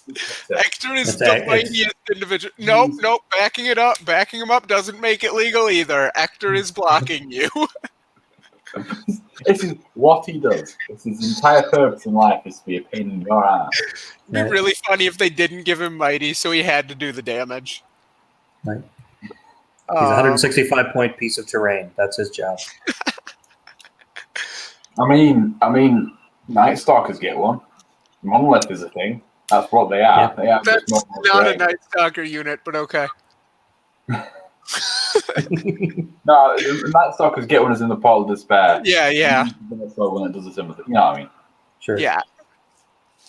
But yeah, Hector is... No, you're not charging around Hector. Not like that. There and Phalanx takes away your nimble if you had it for surviving it anyway. So. Right. Again, this is a pretty good unit to be fighting Hector with, but it turns out pretty good unit to be fighting Hector with means you do like 4 damage. Yeah. Because Hector. That's his nervous crap though. 12-14, yeah. But it'd take quite a bit. I'm not saying it's impossible, but it'd take quite a bit of luck to blow through Hector here. If he does, I think it's flank overrun. Yep. If he does, he get that flank charge. If he can, on the very off chance he kills Hector in one go. Yeah, it's doable. All right, so he's moving his greater fire elemental carefully there, since they are taller than the regular fire elementals. Hector could see them, so if he left enough space, Hector could slip in there and flank the greater if he wanted to. Mm-hmm. So he's making sure to hide it up close behind the others as he moves it across. Honestly, I don't think anyone had charge range to the greater fire elemental, but Hector goes. Is he thinking about that? I think he's thinking of surging, but I'd rather be healing. Yeah, I mean, surging on that angle, he just ends up standing up against the terrain anyway. Right. What do we expect him to do with the Clan Lord on Fire Drake this turn? That is a great question. You don't want to get Hectored. You definitely don't want to get Hectored. I think you can just move up right up against his terrain, fire breath, just position, and then have the position. Mm-hmm. I like that. You're invulnerable. You get to shoot. Yeah, that's best of all worlds, isn't it? Yeah, if those heart piercers were damaged, I'd say charge them, try and break them, and spin around. Oh, looks like he's going Yeah. for it anyway. Yeah, there it comes. It's Which not 15 dice, 4s and 2s with the elite, he might do it. And if he Yeah. does, that's a real good spot for the Fire Drake to be in. Yeah. None of these other units up top that Ray moved will be able to see it. Yeah, I think Ray was a bit overzealous trying to bring both Centurion and the Wind Riders across as hard as he did for some reason.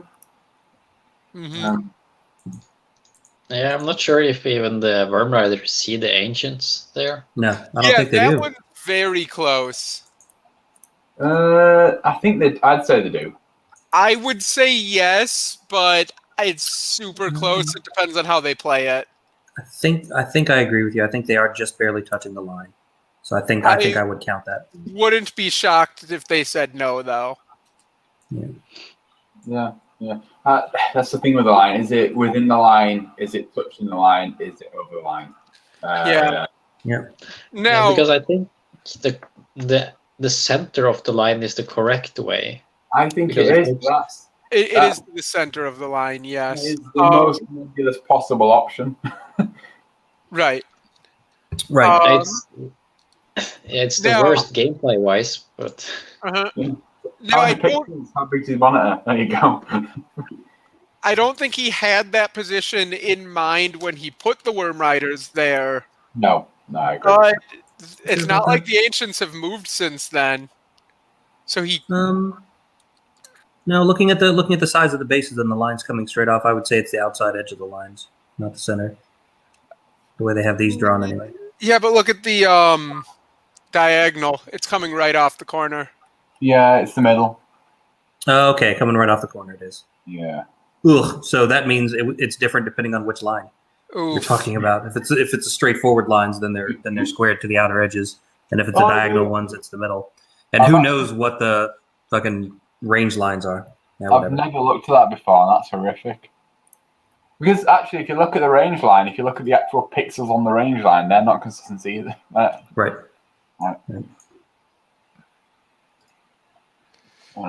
Yeah, I think I basically play it like tennis, right? If the chalk sprays up, then it was in. So if it mixed the line at all. As a gameplay thing, I like that more. And also, if you get at the point where you're zooming in and seeing which part of the line is it touching, on a real table, you would not be able to tell. No. So 4+ is that. Right. Oh, you did it beforehand. Uh-huh. Yep. Oh, wait, who just regen? There we go. Kraken. What's that regen? Oh, the Kraken. Okay. yeah, I think most games I played, if it's touching the line, it's in. But there will be that player that's gonna argue in this kind of situation. Yeah, it was the Phoenix regen. Okay. Yeah. Sorry. Yeah. Okay.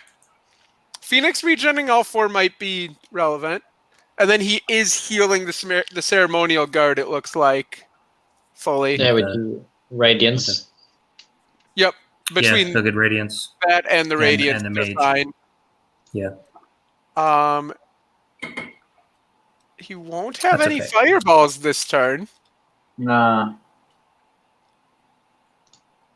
All right. Moving on to What about the combat. greater elemental on the they're in combat. He's out of Yeah. yeah. He's only got a 12-inch range. All right, so this is a Firebrand beating up a Knucker.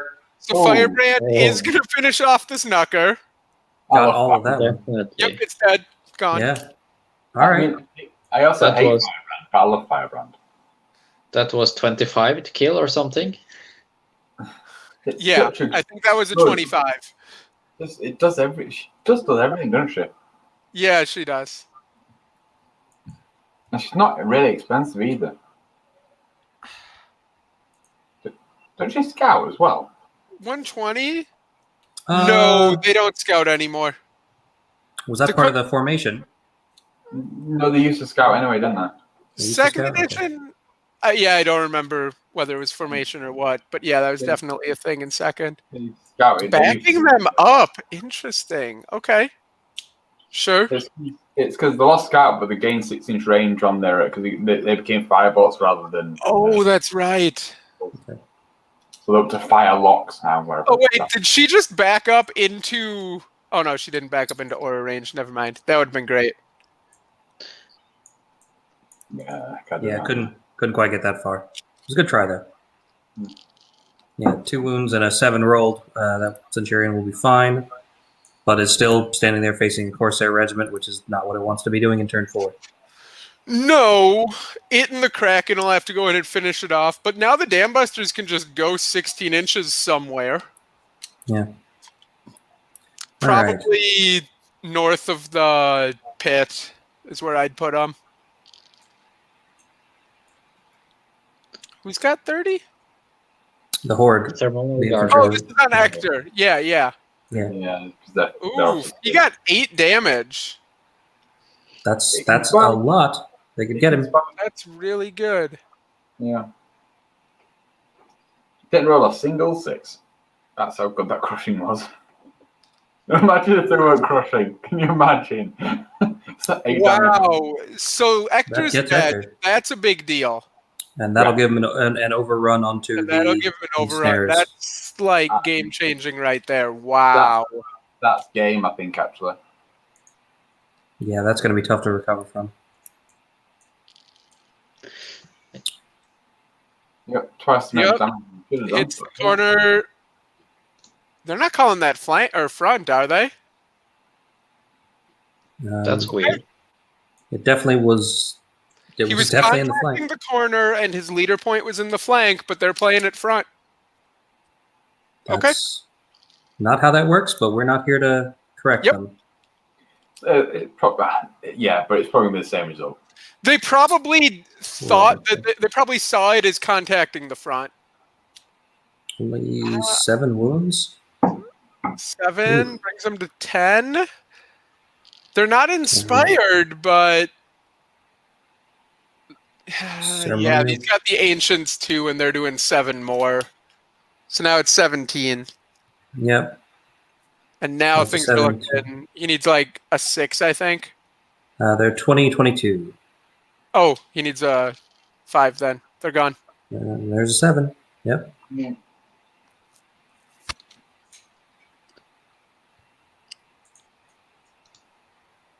Yeah, so that's still game changing. Oh, yeah. Because I don't think because also ancients are going to get healed, in which case anything that's left really is going to one-shot the ancient. No. So what do you do? If he double charges with the Centurion and the Worm Rider Horde, he might get them, but I'm not sure that he can see. Centurion's out of range. Yeah, Centurion's out of range. And yeah, well, it's easy to get the Worm Riders out of arc. Yeah. Right, he could potentially Just- pivot them out of arc quite easy if he pivots like at all in either direction. Right, or backs up any at all. Yep. Put him out. He definitely doesn't want to back up. Oh no, he's fine. He's fine. Never mind. Yeah. I think Ray's been a little bit too passive in his last turn, which is kind of cost him the ability to like. Which way is he moving on? Even to think. Is that a backup or a sidestep? Sidestep. Sidestep. Okay. That's not terrible either because it gets him further away from the stuff over here on the left that might be coming to get him. Yeah. Definitely out of the Worm Riders. Yes. Yep. He's out of the Worm Rider's Yeah. arc. He's out of the Centurion's range. Yeah. Those Tree Leapers are facing completely the wrong direction. Yeah. Yeah. If only they had charged the ancients along with. Right? Then snares. You'd solve every single problem because you'd known they'd have died anyway, but you'd have to worry about the over and all that crap. Yeah.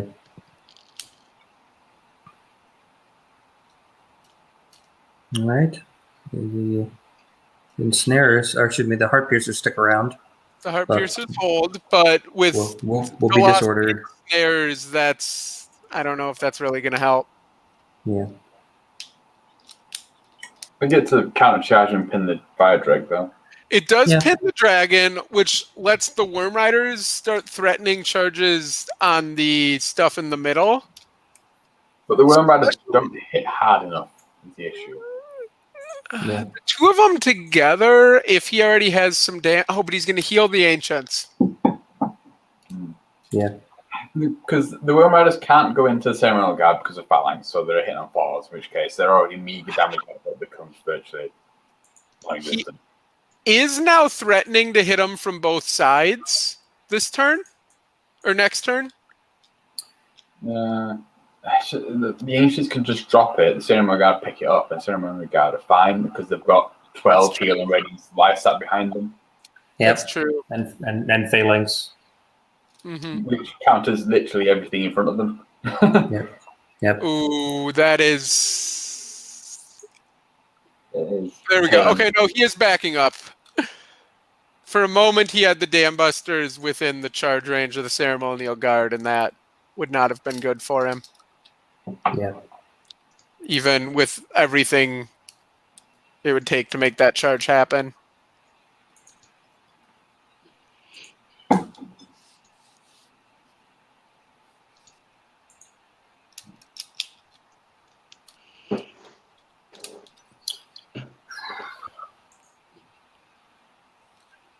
Yeah, this is a really rough spot for Ray. Yeah. I think that last turn's movement just made it so much harder for him to come back. Yep. Mhm. Yep. Trying to abandon that flank, but not really leaving himself in a good position with any of the units he moved. Yeah, I felt like he had a really, really good shot at the centre there. Before. I feel like the movement with the tree leapers going the wrong way, Mhm. and the riders no longer being able to pressure anything. It's just kind of it's away the options. Okay, he is moving the Kraken in there.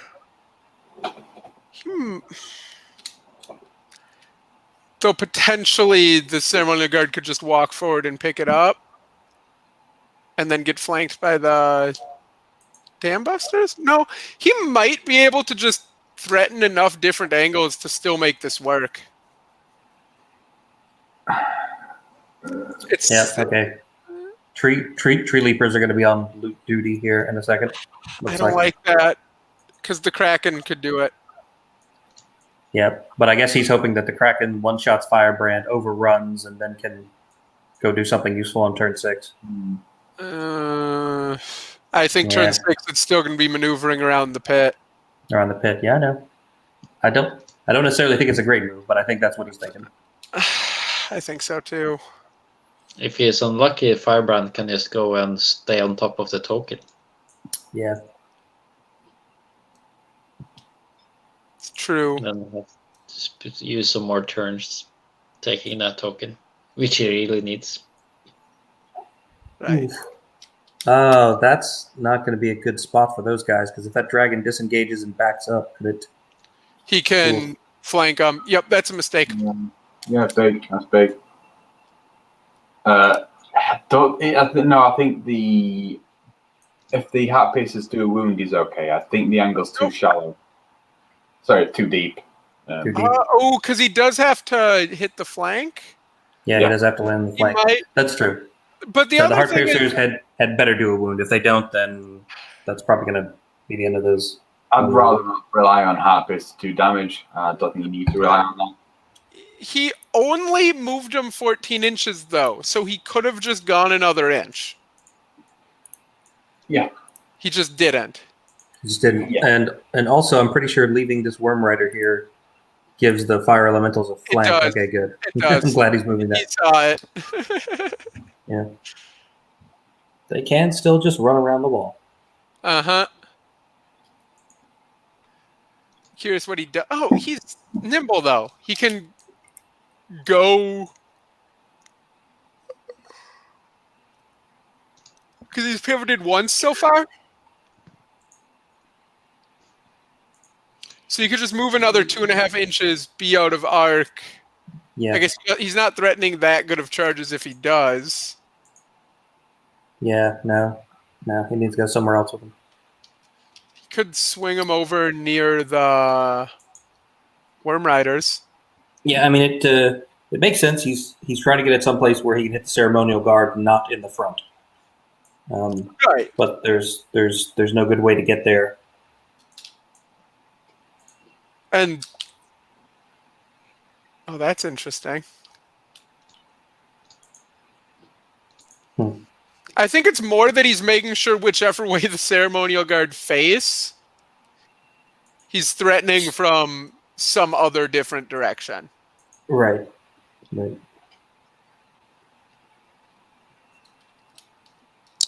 I'm very curious what Steve ends up doing to protect, presumably the ceremonial guard end up with the token, but how is he going to protect them from getting flanked by something? Wouldn't have Ray's forgotten about his knucker in the corner. Oh yeah, he has a knucker over there. Don't put the knucker in the corner. Oh, there he goes. He touched it. Throwing the knucker into the fire elementals to protect that flank they had. Yeah, that wouldn't have not been bad. Terrible. Because I mean, otherwise, what is that knucker realistically going to do? Threatening charges of its own, apparently. Yeah. I think he's kind of got to.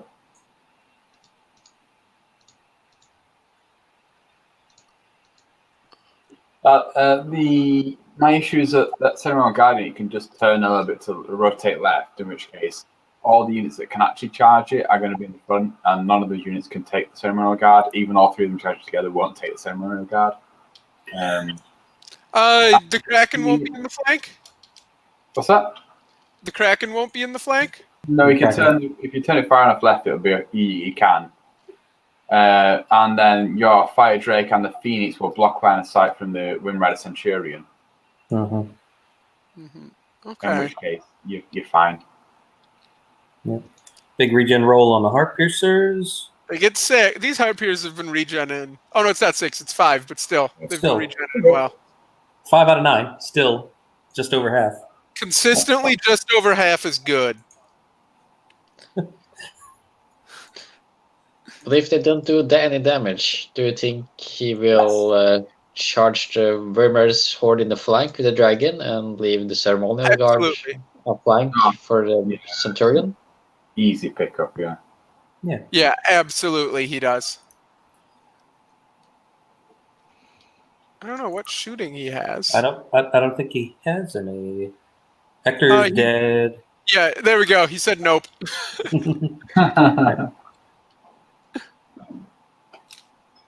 Was he fit now because the sticky tongue matched? So. I think he went double. Yeah, they did. Although I think he actually can send the Phoenix into the Centurion if he moves the Fire Drake away. All right, so this is going to be a Kraken on Firebrand. We'll see if he successfully releases the Kraken. I think it's going to take 2 turns to release the Kraken. Firebrand's dash 15. Oh! Yeah, no, not on a 3. The Inspiring saves her. Yep. Got him on the first one, missed him on the second one. All right. See if this Centurion can... Oh, man. There we go. Okay. No one asked you, Jason. That's a waiver, I think, yeah? It's a 14? No, 16. That's 16. Sorry, one of my local guys was giving me a hard time. Does that actually get them? 13, 15. Okay. All right. Yeah. There we go.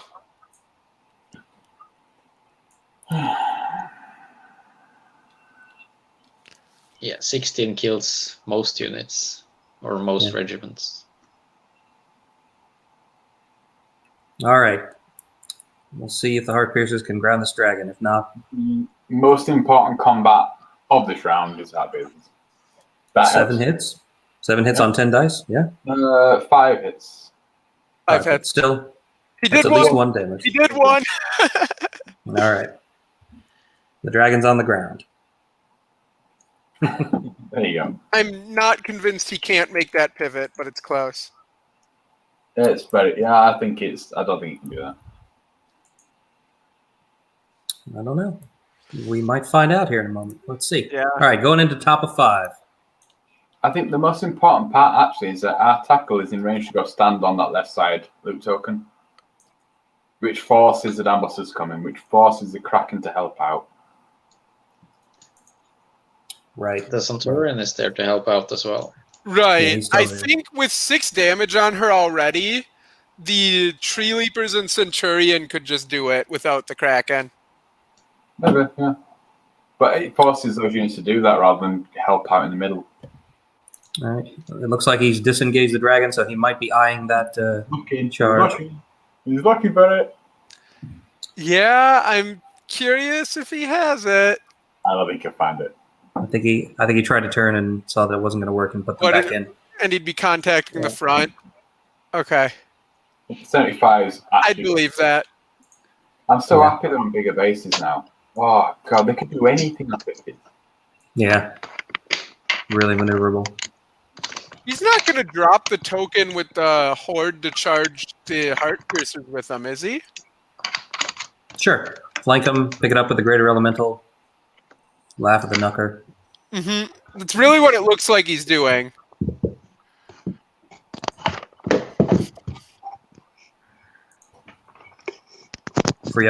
Easily free up your dragon for next turn.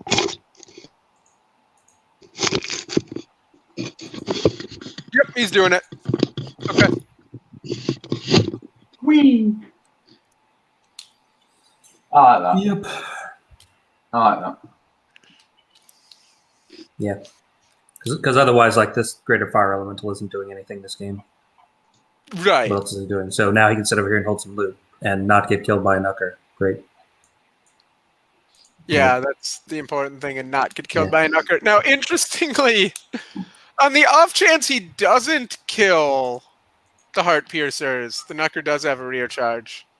But I think those Heart Piercers are pretty dead. Oh yeah. I Yeah. don't think the Nooker actually kills the elementals either. No, it doesn't. No. But it also No, ends up in 15. a good spot to be annoying on turn 6. Yeah. All right.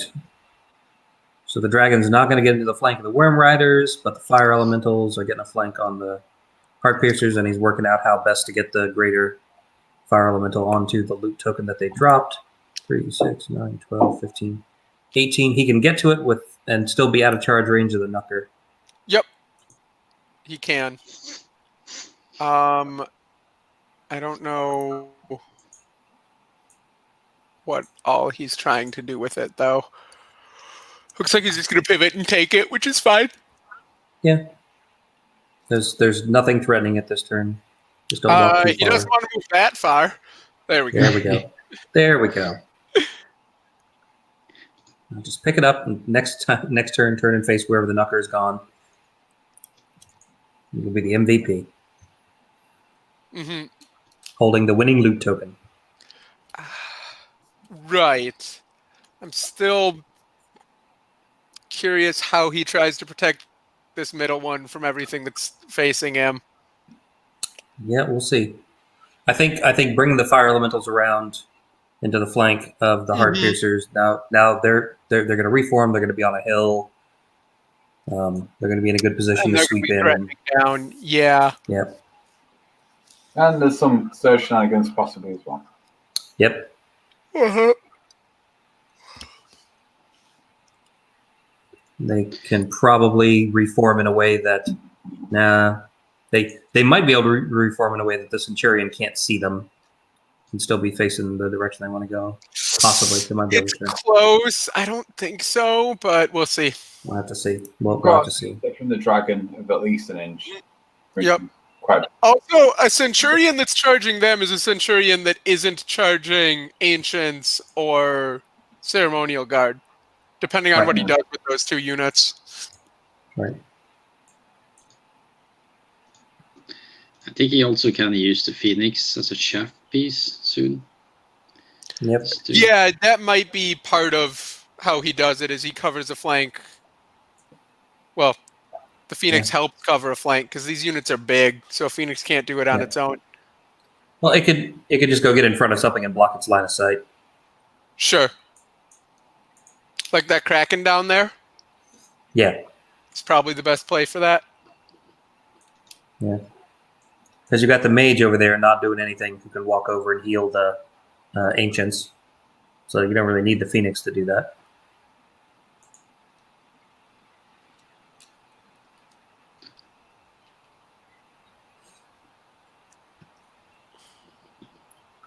We will see. How Steve positions these units in the middle might matter a whole lot next turn. It's the most I think the game's at this point going to come down to how well he's able to protect. Again, probably the ceremonial guard. So he could keep it on the ancients. I don't think he will, though.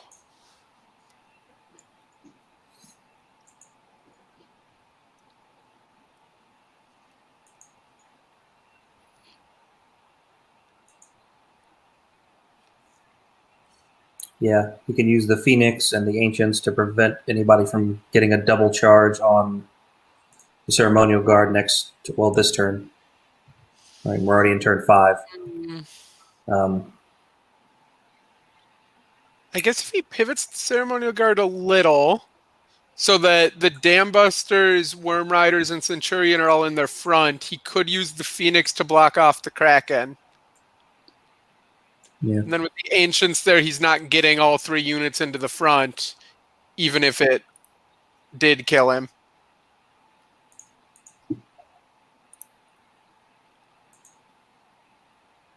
Yeah, the Centurion might be able to see their flank now. Flank on the Ancients. Oh, he's just giving the Centurion a flank, though? If it's the only thing they can really fit, then... Is the Centurion tall enough to see over the Heart Piercers on the hill? How tall is he? Oh, he's height 4. The Heart Piercers are also height 4. Are they on the hill, though? I think they're I guess majority they on. are. Yeah, they are. They're not going to live. They're going to die. Oh, yeah, that's So a he's good gotta point. look The out. Heart Piercers are going to be dead. True. But then you might have a dragon just as close to you. Yeah, the Blocking dragon line of sight. isn't as wide. Dragon is... It's going to be real hard to find an angle on that. Yeah.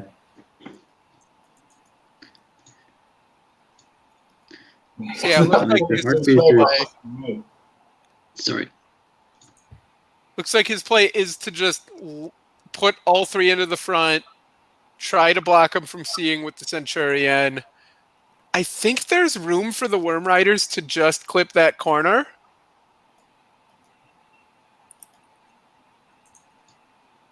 Like he should. Yeah. Everything's in the front of. Easy. No, they'd be 5s and 4s, so it's not great. And he can't fit both the Dam Busters and the Kraken. Right. And the Kraken's in the front, yeah, so it can't get into the flank. But you can put the Dam Busters in and then flank the. No, you can't flank the Kraken Ancients with the doesn't Kraken have because arc. you can't see. And I Yeah, all right. think the Ancients, yeah, he must have put them there to keep Dam Busters in their front. In their front, yep. Dam Busters. It's still like 5s and 4s from the Dam Busters. No, that's not very good. Yeah. Let's see where he puts the Phoenix. He could, he could put the Phoenix over there and lock out both the Dam Busters and the Kraken. I'm going to point out one very interesting thing. He did not pick up the token. No, he's left it. Yeah, that's risky. That's interesting. It's a little risky, yeah. But walking forward enough to pick up the token would have put the Kraken in the flank, I think. Mm-hmm. He wouldn't have been able to keep all 3 units in the front. In the front, yeah. But It means if Ray double charge him, he's not going to pick up the token next turn either. right. Right. That decision could make this a draw. Maybe. Huh. Okay. I think it's a bit of the best of all worlds, really, there, because that Phoenix has got good opportunity, and so has the Ancients to back onto it, unless they're both tied down. Yeah. No, keep in mind, somebody's going to have to deal with those Dam Busters.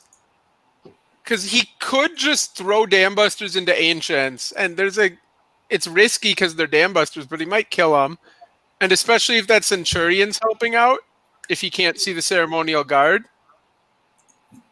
It's got a rough feeling, though. Firebrand is going the wrong way. Where's Firebrand going? Where is Firebrand going? He's getting out of arc of everything, and then hoping that maybe He's preserving his points. That's what he's doing. Taking the worst of the 4 options. What was that roll for? regen. No, heal. That was the. Was that a heal on the? Oh, there we go. The ancients get healed for 3. I forgot about that. Yeah. That makes killing them a lot less likely. You only got 1, I think, on the ancients. Oh, who was the 6 on then? The dragon. Yeah. On the dragon.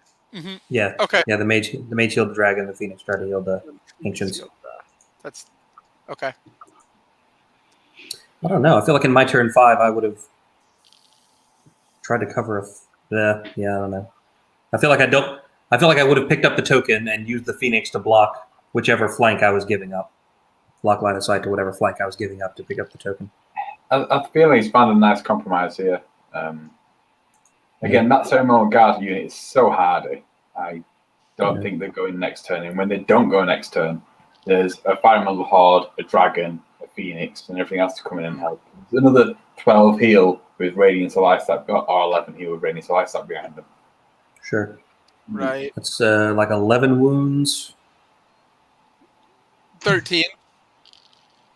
14, 15.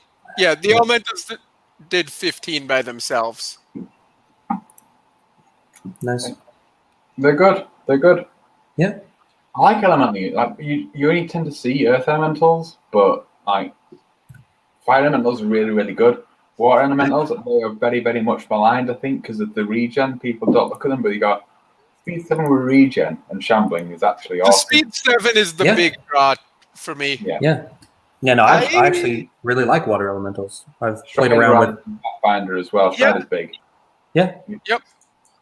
I know I've toyed with a Green Lady list, and a couple of hordes of water elementals are really good actually. Usually I use Earth in my Green Lady, but I do water elementals in Trident Realm quite a bit. Okay, and now Right, so if he's done that, I guess he'll Centurion cannot see anything. Sidestep down with the fire elementals then Probably get him outside of the Knuckers charge, and also just a little bit of a pivot. Okay, that works too. You don't see air elementals either, but they're also a decent flying shambling unit. I feel like air elementals pretty much need the hammer, so you only ever see one unit. Yeah. Or if you're using like regiments for thick chaff, right? You could do that. Yeah, you could. All right, coming up on the bottom of turn 5.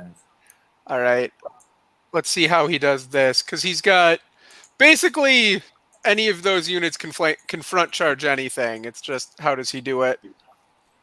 Right. I'm wondering if he doubles up into the Ancients and just throws the Kraken at the Ceremonial Guard. Yes, I do like that, because that probably means that they're out of range of the fire elementals. Mm-hmm. Then fire elementals don't have a charge. Ceremonial Guard can't just pick up the token because there's a Kraken there. And potentially turn 6. Can the Kraken reach the token if they charge the Ceremonial Guard? I don't think this turn. But if he kills the Ancients, the Kraken's right next to it. Yeah, it depends where the Kraken actually fits. If the Kraken fits and he gives a flank up to the Ceremonial Guard, then who cares? He doesn't. If you zoom in on the Ceremonial Guard and look where he has 3 inches to fit. Yeah, it's over here somewhere. It's not over the token. Yeah. Yeah, they've got it wedged. Mm-hmm.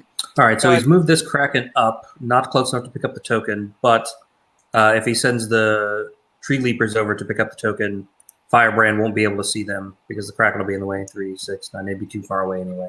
He also can just pick up the token with the Kraken turn 6, and Firebrand is not shooting the Kraken off the table. Sure, yeah. True. All right. Dam Busters are probably going to be going in the front. Is he doing it as a double, though? Given how he's lined that up there, I'm guessing he's going to do it as a double. I like that play. I still don't think he does it. Ancient's I'm not. really, really hard. I don't know. This is where the Worm Riders only being crushed 1 gets you into trouble, but the Dam Busters, we'll see how he hits on 4s, but They Strider. they have Strider. Yep. So it's 7-inch flying striders. So it's 18 dice on 4s and 3s into these Ancients. Yep. And he's taking the front on the Kraken. Yep. And he's going to squeeze in as close as he can, but it won't get him onto the token. It won't get him on the token, but that means something's got to die before anybody gets it. You've got to go further. I think that might be a flank next turn. I don't think it is. It's hard to see where the leader point is on these units, but that's a flank. That's definitely a flank, and he's actually a bit over the Ceremonial Guard horde as well. He should be further back. Yeah, he's back up a little bit, and that puts him. Yeah, maybe right on the line, but definitely on the flank side, up on that line.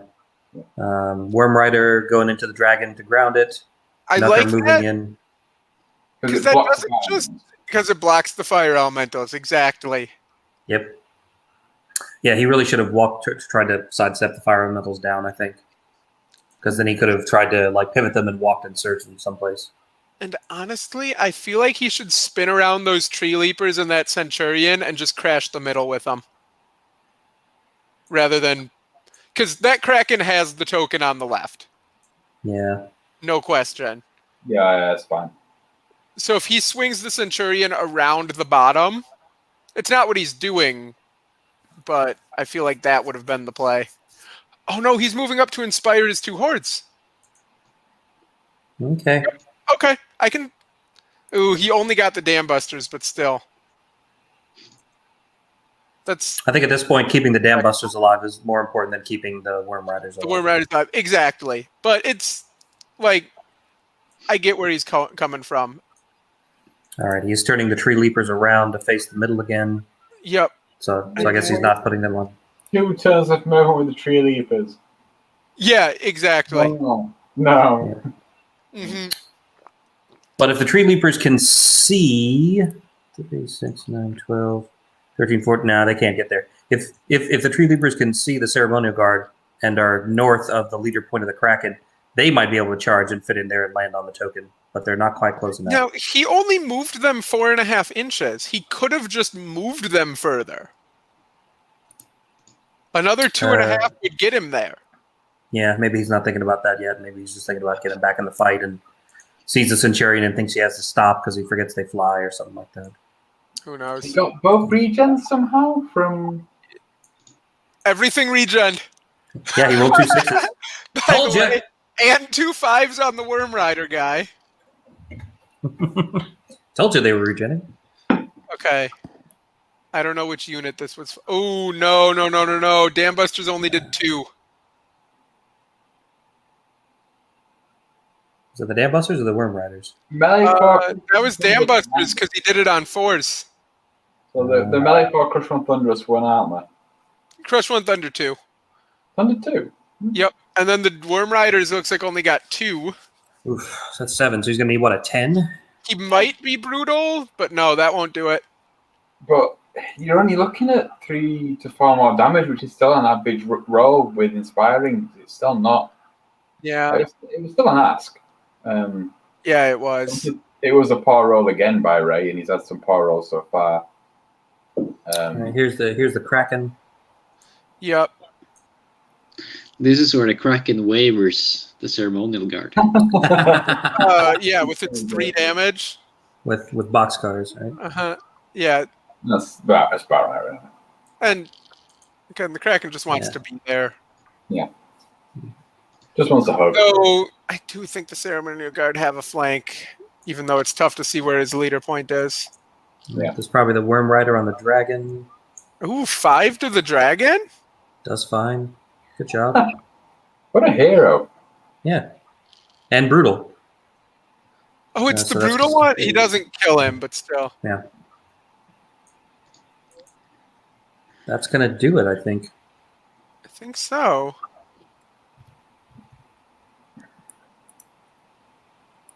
All right, going into 6.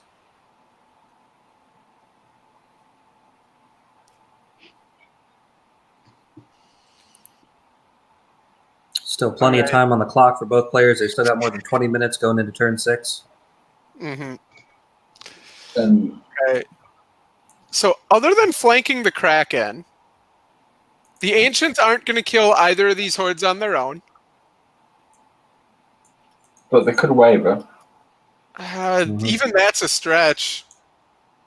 I think you counter the Whim Riders to pull yourself across. The Phoenix moves out of the way. You heal the Ancients fully.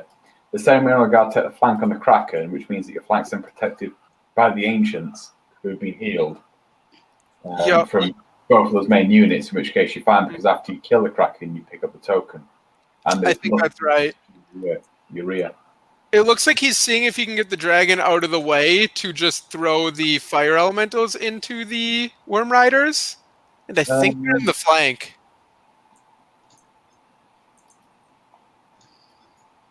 No, they're in the front.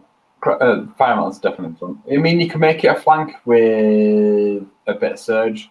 Is it? Okay, it's I close. think it looks I'd like a rather flank. heal. I'd definitely rather heal. I think that's flank, but it's hard to see with the Yeah, I dragon agree. there. That is definitely a flank. Oh, he's double charging this guy, though. That's not what I would do. Did he have? Yeah. I don't think Yeah. he was going to get the dragon out of the way. Yeah, they He had. could have They, just backed him up 6 inches and not worried about the Yeah. Worm Rider. Because if he can flank one of the hordes with them, it's a Yep. big he had deal. he had arc. I'm not certain he could see the Worm Rider through the dragon. Right. I was talking about getting the dragon weight like 6 inches back. Yeah, but I mean Totally. for the charge he's just done, could he actually see the Worm Rider around the dragon? Ooh. It was I in don't arc. They were definitely in arc, but I'm not sure that they could see in the dragon's starting position. Yeah, I don't know.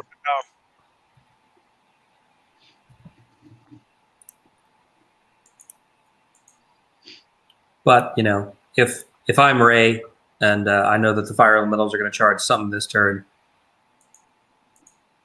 fine, kill that Centurion. Exactly, when they could be potentially flanking Worm Riders even. Yeah. All right, and it looks like he is doing that. He'll need to move the Phoenix in order to fit for the flank. Mm-hmm. You charged Dambusters. Sure. No, I think he wants the Phoenix to heal the Ancients. Yeah, I'd rather. Yeah, charging Dam Busters is pretty good too, though. Yeah, if you do a wound Shut or on the down ground, their they're not fly. going anywhere. Yeah.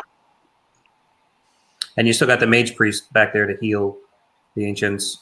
And by charging over there, they'll still get Radiance of Life. Mm-hmm. I am inclined to agree that is the best option. Oh, he's not going to counter with these guys, is he?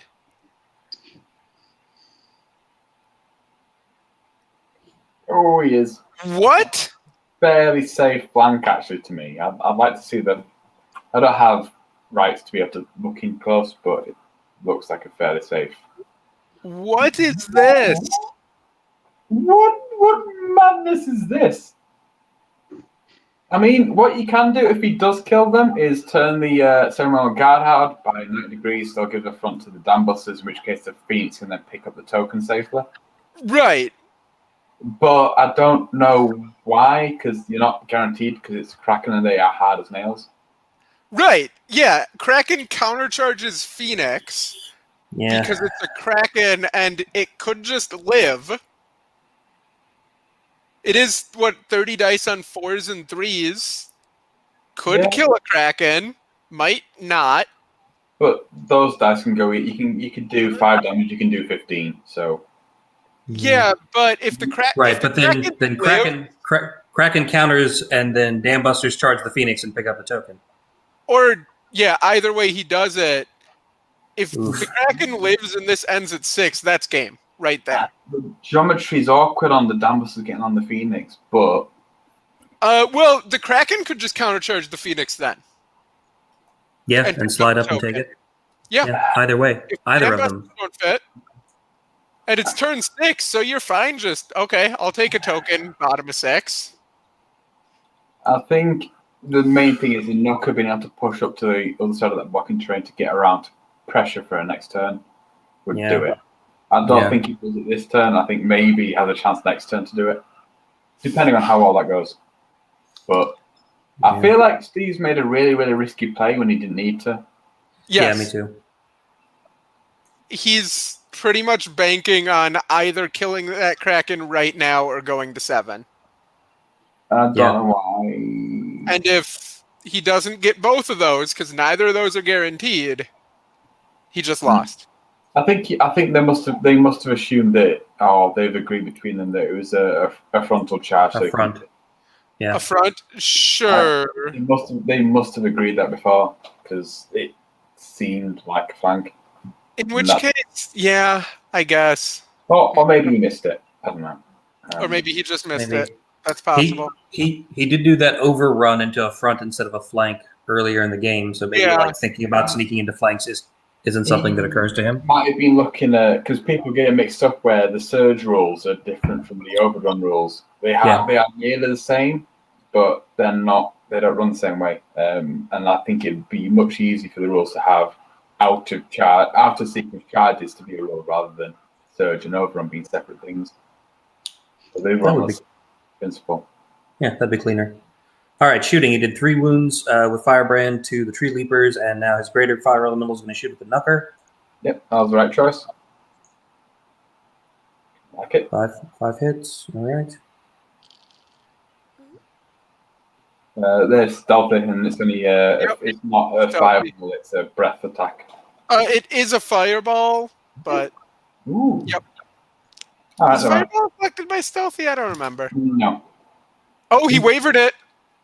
All right. So okay, but of all the things this round that he's going to roll a nerve check for, that's probably the one that Ray wants an 11 on, right? Right. Yeah, that one matters the least. And there's another waiver on the Tree Leapers. That one matters a little. Yeah. I think that might have been a really important waiver for a turn 7. But yeah. Now the Tree Leapers, could have charged the Ancients, I guess. Could have maybe swooped in and grabbed a token, depending on how things worked out. Turn 7 they could have. Yeah. All right, so the combat that kind of matters. Looks like he's going to do that one first. All right, let's see this.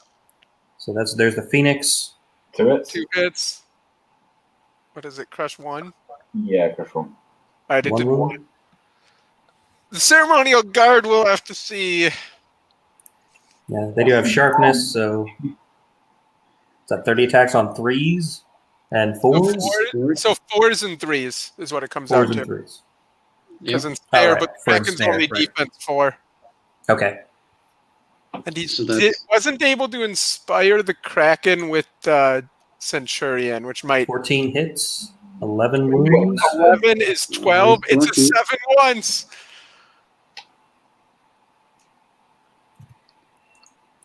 This is right on the edge. Yeah. You got it. And there's an 11. He killed it. Okay.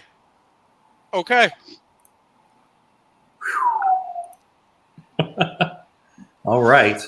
Let's see so what that gives him a clear path to get the token, but he will have to make sure that whatever picks up the token can survive a charge from Dam Busters. And it's going to have to be the Phoenix.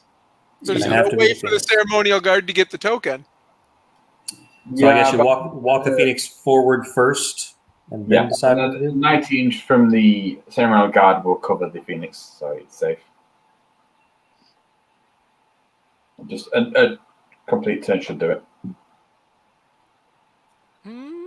That does the same job. Depending on what he rolls. That's what he's looking at, isn't it? Because, what happens if the Ceremonial Guard roll a 1? Yeah. Then your Phoenix dies. Did that just happen? And it they just rolled a 1.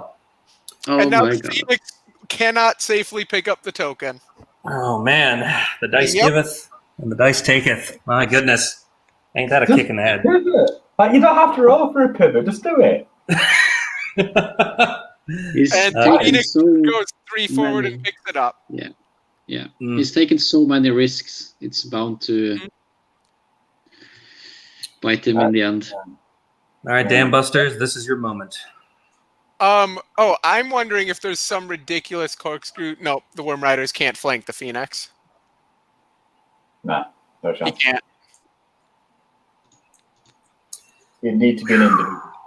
And even then, I don't think. Well, he is nimble. No, you need to be an individual for the first pivot to get you around to still be able to see and then be able to do it. But even then, right, because you would have to back up, pivot 90, move up, and then he needs a third pivot to make it work. But you lose line of sight on your individual pivot is the issue. So Well, he's not an individual. I don't think it's possible. The question is, can the Dam Busters do it? Kill a Phoenix alone? 14, 16, inspired. Meanwhile, Because Ancients the do 8 Ancients- points of damage. Because ancients are hard as nails, mate. Hard as Right. nails. Yeah. Yeah, but they don't do any damage though. All right. He's got a Centurion in the flank, though, potentially. He did one. Yeah, Oh, yeah. crap. Yeah. The Ancients did not do well. Not so hitty. Hard to hurt, but not so very hitty. Hard as nails, crap in combat. Crap in combat. They did a decent number on the snares at least. Mm-hmm. They did, yeah. All right, and then he should be able to pick up the Centurion in one go. Yeah, 8 hits from the dragon. There's its elite reroll. Picking up one more. 8, Yeah. So 8 so hits. 9. No, 8. 8. Oh, you're right. You're right. Hits on 4s. So it's only 8 hits. Ooh. Pressure 2, 6 wounds. 6. Mm-hmm. That's fine. That's good. Good start. That's pretty good. Yeah. Into is it 13, 15? Yeah, 13, 15. And then he's still got 13, 18 yeah. more on 4s and 3s with Vicious. Yeah. Oh, it's just good, isn't it? 4s, 3s, and 12. bitches. Ooh, 12 look at hits. that. Good 12. solid start. Less solid, but it's going to be enough. Yeah, it's good enough. Because 12 is going to be plenty. Yeah. It's actually good one, isn't it? He's dead. Right. So that's going to matter a lot if there's a turn 7. Mm. Yep. Because now both of those units are just going to spin around. Mm-hmm. Mm-hmm. And it's all going to be up to... Nucker got wavered. Yeah. Yeah. Now there's exactly. 3 to spin. Yep. Mm-hmm. So it's going to come down to... man. It's probably going to come down to whether or not there's a turn 7, isn't it? I'm not convinced that Ray can take the token from the Phoenix in one with just the Dam Busters. Because he needs to both get that kill and have the game end at 6. Yeah. Mm. Which they both could happen. Both could. But it's In the he game. only has 18 dice and they only hit on 4s. I don't know the actual movement for the Worm Riders, but it's possible that the Dam Busters can get out of the way, so the Worm Riders have a better chance of it with hitting on 3s. I think the Worm Riders would be hindered by that obstacle, though. Yeah, that's the thing. I don't know where the obstacle sticks out to. It doesn't go... It doesn't go very far into the Dam Busters at all, actually. It doesn't need to go very far at all. Yeah.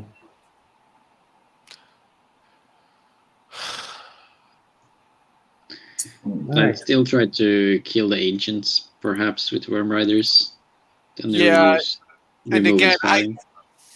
He might be able to get the Centurion in there, too. Which Yeah, would if the help. Dam Busters move up, he can probably get the Centurion in their flank. Because if you remove the inspiring, it's definitely better to have the Dam Busters Right. in there. Than the And then Worm he's Riders. moving the inspiring source from the Phoenix. Exactly. He doesn't have any Bane-Chan, obviously, which is the main thing. If he had Bane-Chan, then the Worm Riders would be the best choice, but I think they're roughly equal. The Worm Riders are like half a damage more than the Dam Busters at which point. I guess we'll see where it all depends on where that obstacle goes, too. Yeah.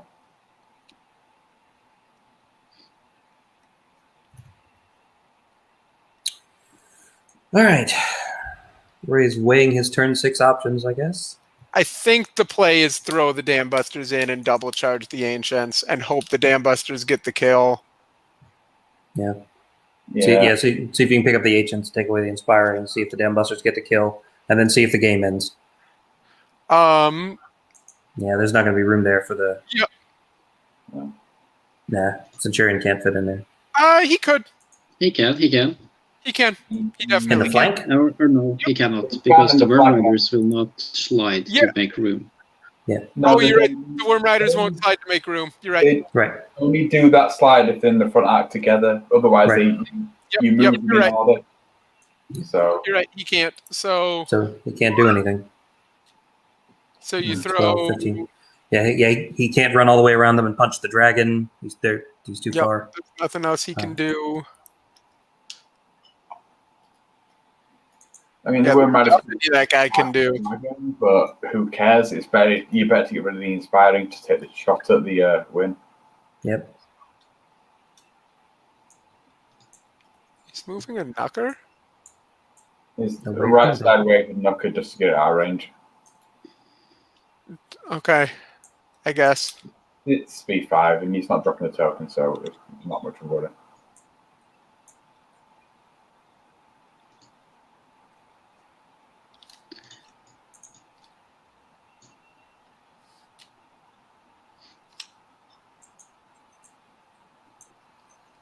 All right, currently, it is 2-0 for Steven.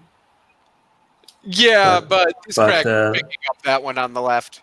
Right. The Kraken should, unless Ray forgets, which I'm guessing he won't. He'll walk over and pick up one token on the left, and then we'll see if he can get the middle one, and if the game ends. Because this game is coming down to the middle token. The Yep. side ones are super safe. Yep. There it is. See, he picks it up. All right. Now it's 2-1. And we're waiting on the combat. We're waiting on the combat against the Ancients to see if he can strip Inspiring, and then see if he can roll 4s with Dam Busters. What is he doing with these Tree Leapers? Don't know. Nothing that matters. They're wavered. Yeah. Honestly, I think his best play with them is to sit them right where they are. So maybe on 7, Steve overruns or something, and they can do something. They probably won't, but it at least gives you the chance of doing something on 7. Whereas here, he must just be telling Firebrand to back up an inch.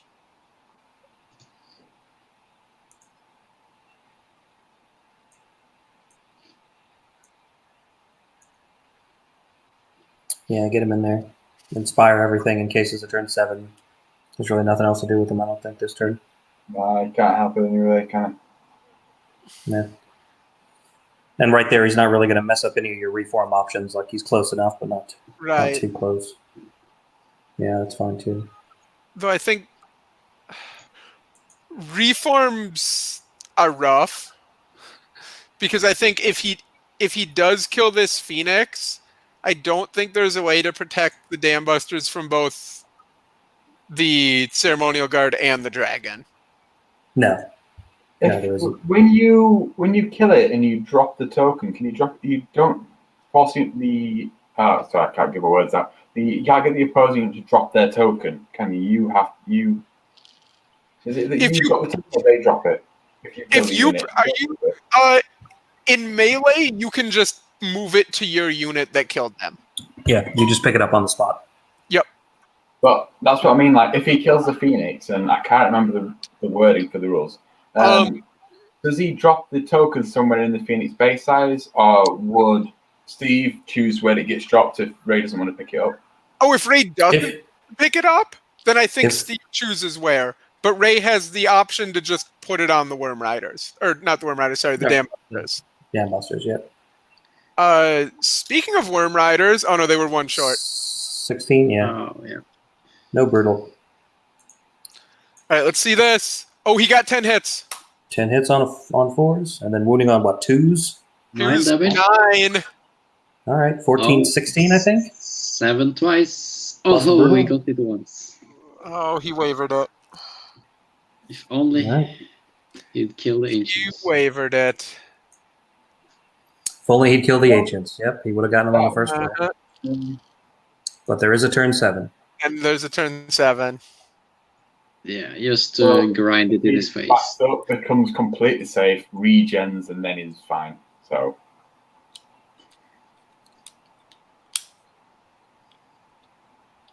he hasn't got any issue to stop it, so the Phoenix is fine and safe. So that is effectively game. Unless the Nooker isn't wavered by shooting, does all 5 or 6 hits, and then one shots the fire animal. And to be fair, Firebrand could also do the same to the Knocker. Kraken, sorry. So. And then Centurion No, I could don't still think be alive in Firebrand the has center. enough shots to do that. Yeah, he's only got 5 shots. Yeah, you're right. Yeah, Firebrand cannot possibly kill Yeah, the Kraken. it can't, yeah. All right, so he's backing up the Phoenix, throwing Ceremonial Guard into... This one's definitely flank. I don't think you want to take the flank because that gives the... Right, actually, I don't think you want to have an off chance. Right. If you flank and snake it, then you've given them the game again. Yeah, there's no point. It's not worth it. Or possibly you give the Centurion a slot to just go in on you. Ooh, what does he do about that, just in general? That's a good point. Yeah, there's no way to land the dragon over there. He's going to have to shoot the Centurion Rider to Good death, thing about probably. that Centurion placement. The Phoenix, Very well. the Phoenix can go another 2.5 inches back, in which case you just plonk the dragon in front. The dragon just turns and just sits in front and goes, all right, you can't fit. That's good. No. Oh, wait, hold on. Holding the token. He couldn't have gone any further back. Yep. You're right, yeah. He can't go any further back. And if he goes any further back and nothing grounds those dam busters, they fly. They'll just jump over the horde and hit the Phoenix anyway. He has to be throwing the horde into the dam busters, right? Yeah. But yeah, how does he keep that Centurion from charging the Phoenix next turn? I don't know that he can, because if he overruns to try to cut him off, after he's done flanking, he might bump into it. Is there a Still way? leave it enough space. There's 6. Oh no, I think if he flanks, kills, and pivots, that he won't have enough room. Maybe. But couldn't he just drop the token and sidestep in with the Ceremonial Guard? He absolutely could have. No, because the Phoenix couldn't have moved far enough. Oh no, because he could have dropped the token and backed up 5. You're right. He could have To done be that. honest, I don't think it's much of an issue. He's still got 6 elite heal from the Mage Priest. Yeah. Yeah, I forgot that the Mage Priest was going to heal the Phoenix. Yeah. Which means that realistically, that Salamander, the Centurion isn't. You're looking at. To be honest, I think I'd probably take the double 1 odds at that point. Everything is possible. I once lost a regiment of Abyssal Horsemen to a Crusher.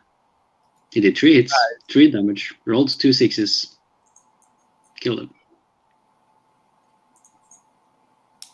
him. Because they had 1 damage on them from before. Curious what he's looking at right now. So everything is possible. Or not everything is possible, but as long as there is a theoretical chance, it could happen.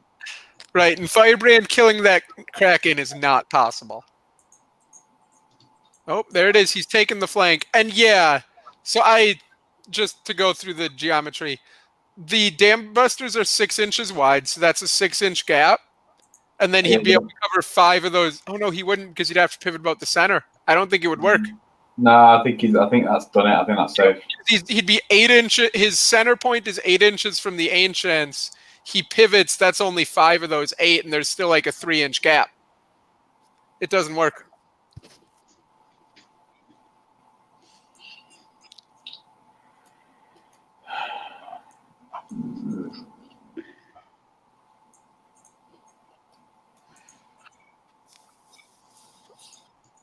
That is so dangerous.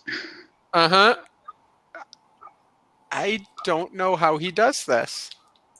Other than heal the Phoenix and just bank on holding. Yeah, that is not a legal move. But I wanted to Fly there and shoot at the Centurion with the dragon and Hope you waver him. Seems to be the play, but 15 dice on 4s and 5s? Yeah, kill Worm And Rider. here with he the is fire taking that elementals. flank now. Yeah. Which makes sense. Fire elementals are Pathfinder, aren't they? Pathfinder or Strider? I think so. They're elementals. They Yeah, were. Pathfinder. They're Pathfinders. Okay. Yeah, let's move up, do a bit of heal. 3. An elite roll, I think. An elite, only 3, so it's Only down to 2. Yeah, it's a long shot to kill it with the Centurion, but I think just that's the play, because that's all he's got. All you've got. They are pretty. The Phoenix are really hard to kill at the best of times, anyway. Yeah. Right. Did he do the regen for it? Yes. Yeah. Regen and rolled that? radiance. Okay. And then the breath gets 8 shots and 2 damage, 2? assuming it's on the Centurion. Yeah, I forgot his elite, but hey. He didn't roll any. Oh no, he did roll 3 He ones. did. Never mind. Rolled 3 1s to hit. But 2 wounds Yeah, ain't gonna do anything. it wouldn't have helped. No. And then this should kill him. He's at But he 39 only- hits. But if he's waver them, he's golden. Oh, wow. Yeah, wavering them would work. It's true. No, they're dead. But they're very, very dead. Yeah. Yeah, but what does he do now? Does he just sit there? Just pivot max and see what happens, I guess. Yeah, but the pivot, that is more than a 2-inch gap. Yep. That Yeah. won't block him. Close, but yeah, I think it is.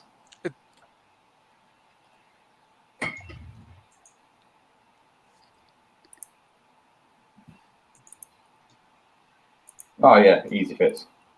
Oh, yeah, yeah. But you're still relying on a 5 attack melee 3 that do your job. And, Yeah. Unlikely. You'd need to hit with all of them and get a decent nerve roll. You're looking for big dice. Yeah. Hail Mary. Okay. Meanwhile, the fire elementals did 19 to the worm riders and killed them. Oh, wait, he can sidestep the ancients. Yeah. That's what they're gonna do. I forgot about that. I'll do it. Sidestep the ancients. There we go. I missed that completely. So did I. Now it's covered. Well, we weren't thinking about the fire elementals coming down off the hill and Yeah, I was picking ready up for the ancients to worm do riders. 1 damage to the worm riders again. Yeah. There we go. Oh no, that's it. You shall not pass. There we go. Now it's all up to the knucker. Did the knocker get wavered again? Or do they just still have the wavered token there? I think he forgot to shoot it. He Because didn't even has the move same it in damage. range. Yeah, it's not even in range. All right, let's see. I think you just... Whatever, I'm not going to say what you do as the player. You try to get points. Yeah, And you go for might it. as well throw the knocker in on that ridiculous long shot. Yeah. Might as well. There is no reason not to. And yeah, I agree there. Just try and pick up the points for the ancients. Because they already have 9, your 5 dice, 3s and 4s. And there's no risk. Yeah. Throw the tree leapers in as well. Oh, they're facing the wrong way. Are they? They are. Oh, they're Yeah, going to be they fire. were Okay. making Firebrand move, and Firebrand decided not to move, I guess. Did he have a little time on the clock or something since he didn't move He's Firebrand? like, it's a little low. Yeah, he's he's still only at got 2.5 minutes left. minutes. Might be that's why I didn't want to shoot with the Firemental and Yeah. Firebrand. Yeah. If it takes 20 odd seconds out of 2 minutes left and you might have a turnstone when you really need to think, then I guess. He didn't All right. charge the knocker in. Boo. Firebrand's a dash 15, right? Yes. Okay, he re-rolled into a 14. I don't know why he's that high a nerve. He's got more nerve than Exo, but hey. And then 1 to the Ancients brings him to 10. Nope, nothing. Oh no. Give him this, come on. Raised dice are just not cooperating. It's been just under what he needed quite consistently. It's not that his dice. I don't think he's been particularly bad. It's just that he's just had quite a few opportunities where it's like, I forget the dice and he hasn't got it. And I get the dice and I haven't got it. But actually, I think more than that, it was his movement where he backed off the Worm Riders and the Centurion. They both turned away and ran off, and neither of them were covering anything. Was the actual main point. Right, and also losing Ector to one turn was. But that's because he didn't put the River Guard Tree Leapers in. Right, he could have hedged the bet by throwing the River Guard in instead of starting 3 turns of running around indecisively with them. That could not have happened if the Tree Leapers were in, and you put Ector in, bearing in mind that this can happen. Like he can strike a roll. Would have been a much better use of Tree Leapers. Yeah, because I've done I don't nothing. know what the odds are for killing Ector there, but I don't think it's that horrible, really. Maybe 20, 30. No, he's super hard. I had been doing the math on only 25 attacks. 30 makes it better. Yeah, I keep forgetting that the ceremonial guard have 30, not 25. It's 5, and you're looking at a 9 twice. But if you spike in, it becomes a 6 twice. Then hey. All right, guys, welcome back. Thanks so much. That was an incredible game to watch, coming right down to the wire. Super nail biter there at the end. And of course, congrats to Steve on the win there. Sorry, Ray, that was well fought, right up to the end. Hi, Thomas. So, what questions do we have? A few things came up over the course of the game. Tom, did you have some questions? Did Tom run off? Yeah, no. One of the big ones we picked out was obviously the big pivotal Ector combat, where Ector just let you down. Oh yeah. He did. I don't think there's any way else to say it, but Ector let me down because Ector failing allowed the double charge, which killed both units. And up till that point, I felt like I had control. I thought my plan of denial on the right flank or my left flank, his right, was working fine. And I thought I could bring my guys in, and I might have been able to kill the Ancients, but it just didn't work. Exactly. No, I agree. You were in a great spot until Ector died a turn sooner than he should have, really.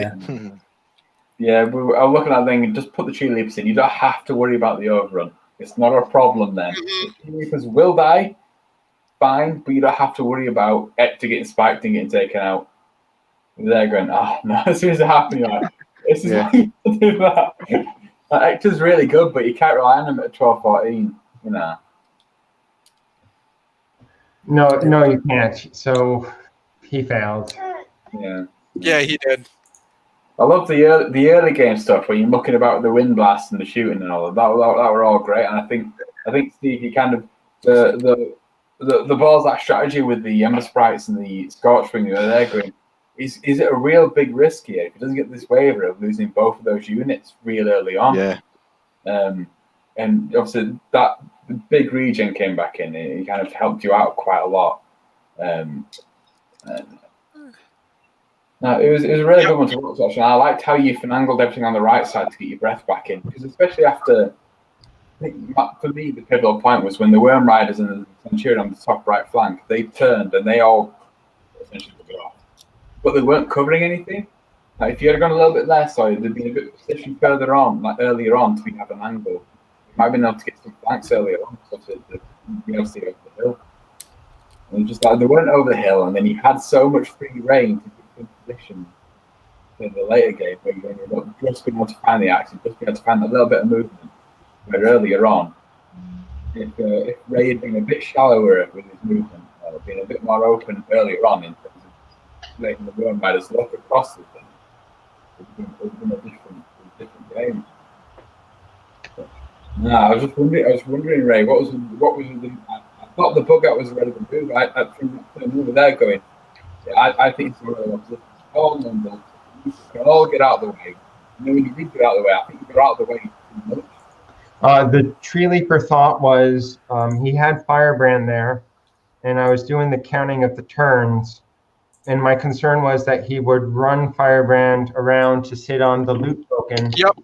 And then I wouldn't be able to get him off in time because he's dash 15.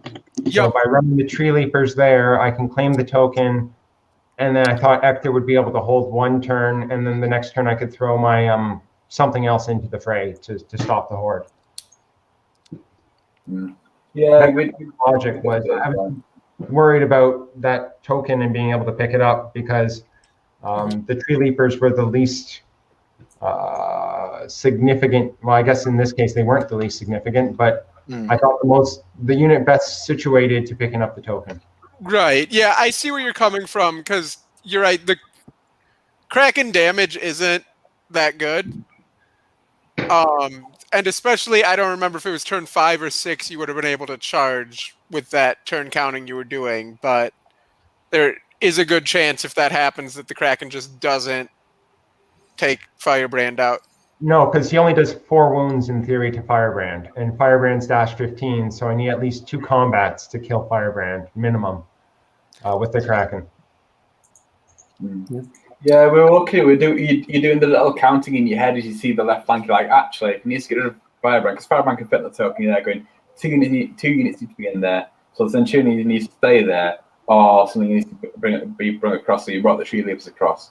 Yeah, no, that was my logic. When that happens, like what happens over here, and it was such a close game, and that's really has borne out quite a lot. I think in the results, there's quite a lot really alive on both sides. Yes, there is. Yeah, the Ancients were lucky to still be there. They could really have been gone quite easily by now. That was big. Yeah, I mean it's a high nerve defense 6 inspired unit. You can't underestimate getting rid of them. I mean, but on turn 6, he rolls 1 more to kill the Ancients. They're dead. Now all of a sudden the Phoenix doesn't inspire or isn't inspired. It's dead. Right. Yeah. And all of a sudden Ray ends turn 6 with 2 tokens. Yeah. It was super close in that respect. Super duper close. More importantly, if I had killed the Ancients, the Phoenix wouldn't have been able to be hidden from the Worm Riders with Nimble. Yep. That too. As well, yeah, in turn 7, yeah. So, Steve, I'm wondering how you felt when you rolled a 1 for the overrun for the Ceremonial Guard Horde in turn 6. Just rotate him. Don't bother with the winning 6. Just rotate. You don't have to worry about the odds. Yeah. Well, I didn't realise I could get in them. We tried to see if I could fit in on the corner without, and I don't think I could have done. So I had to kill him.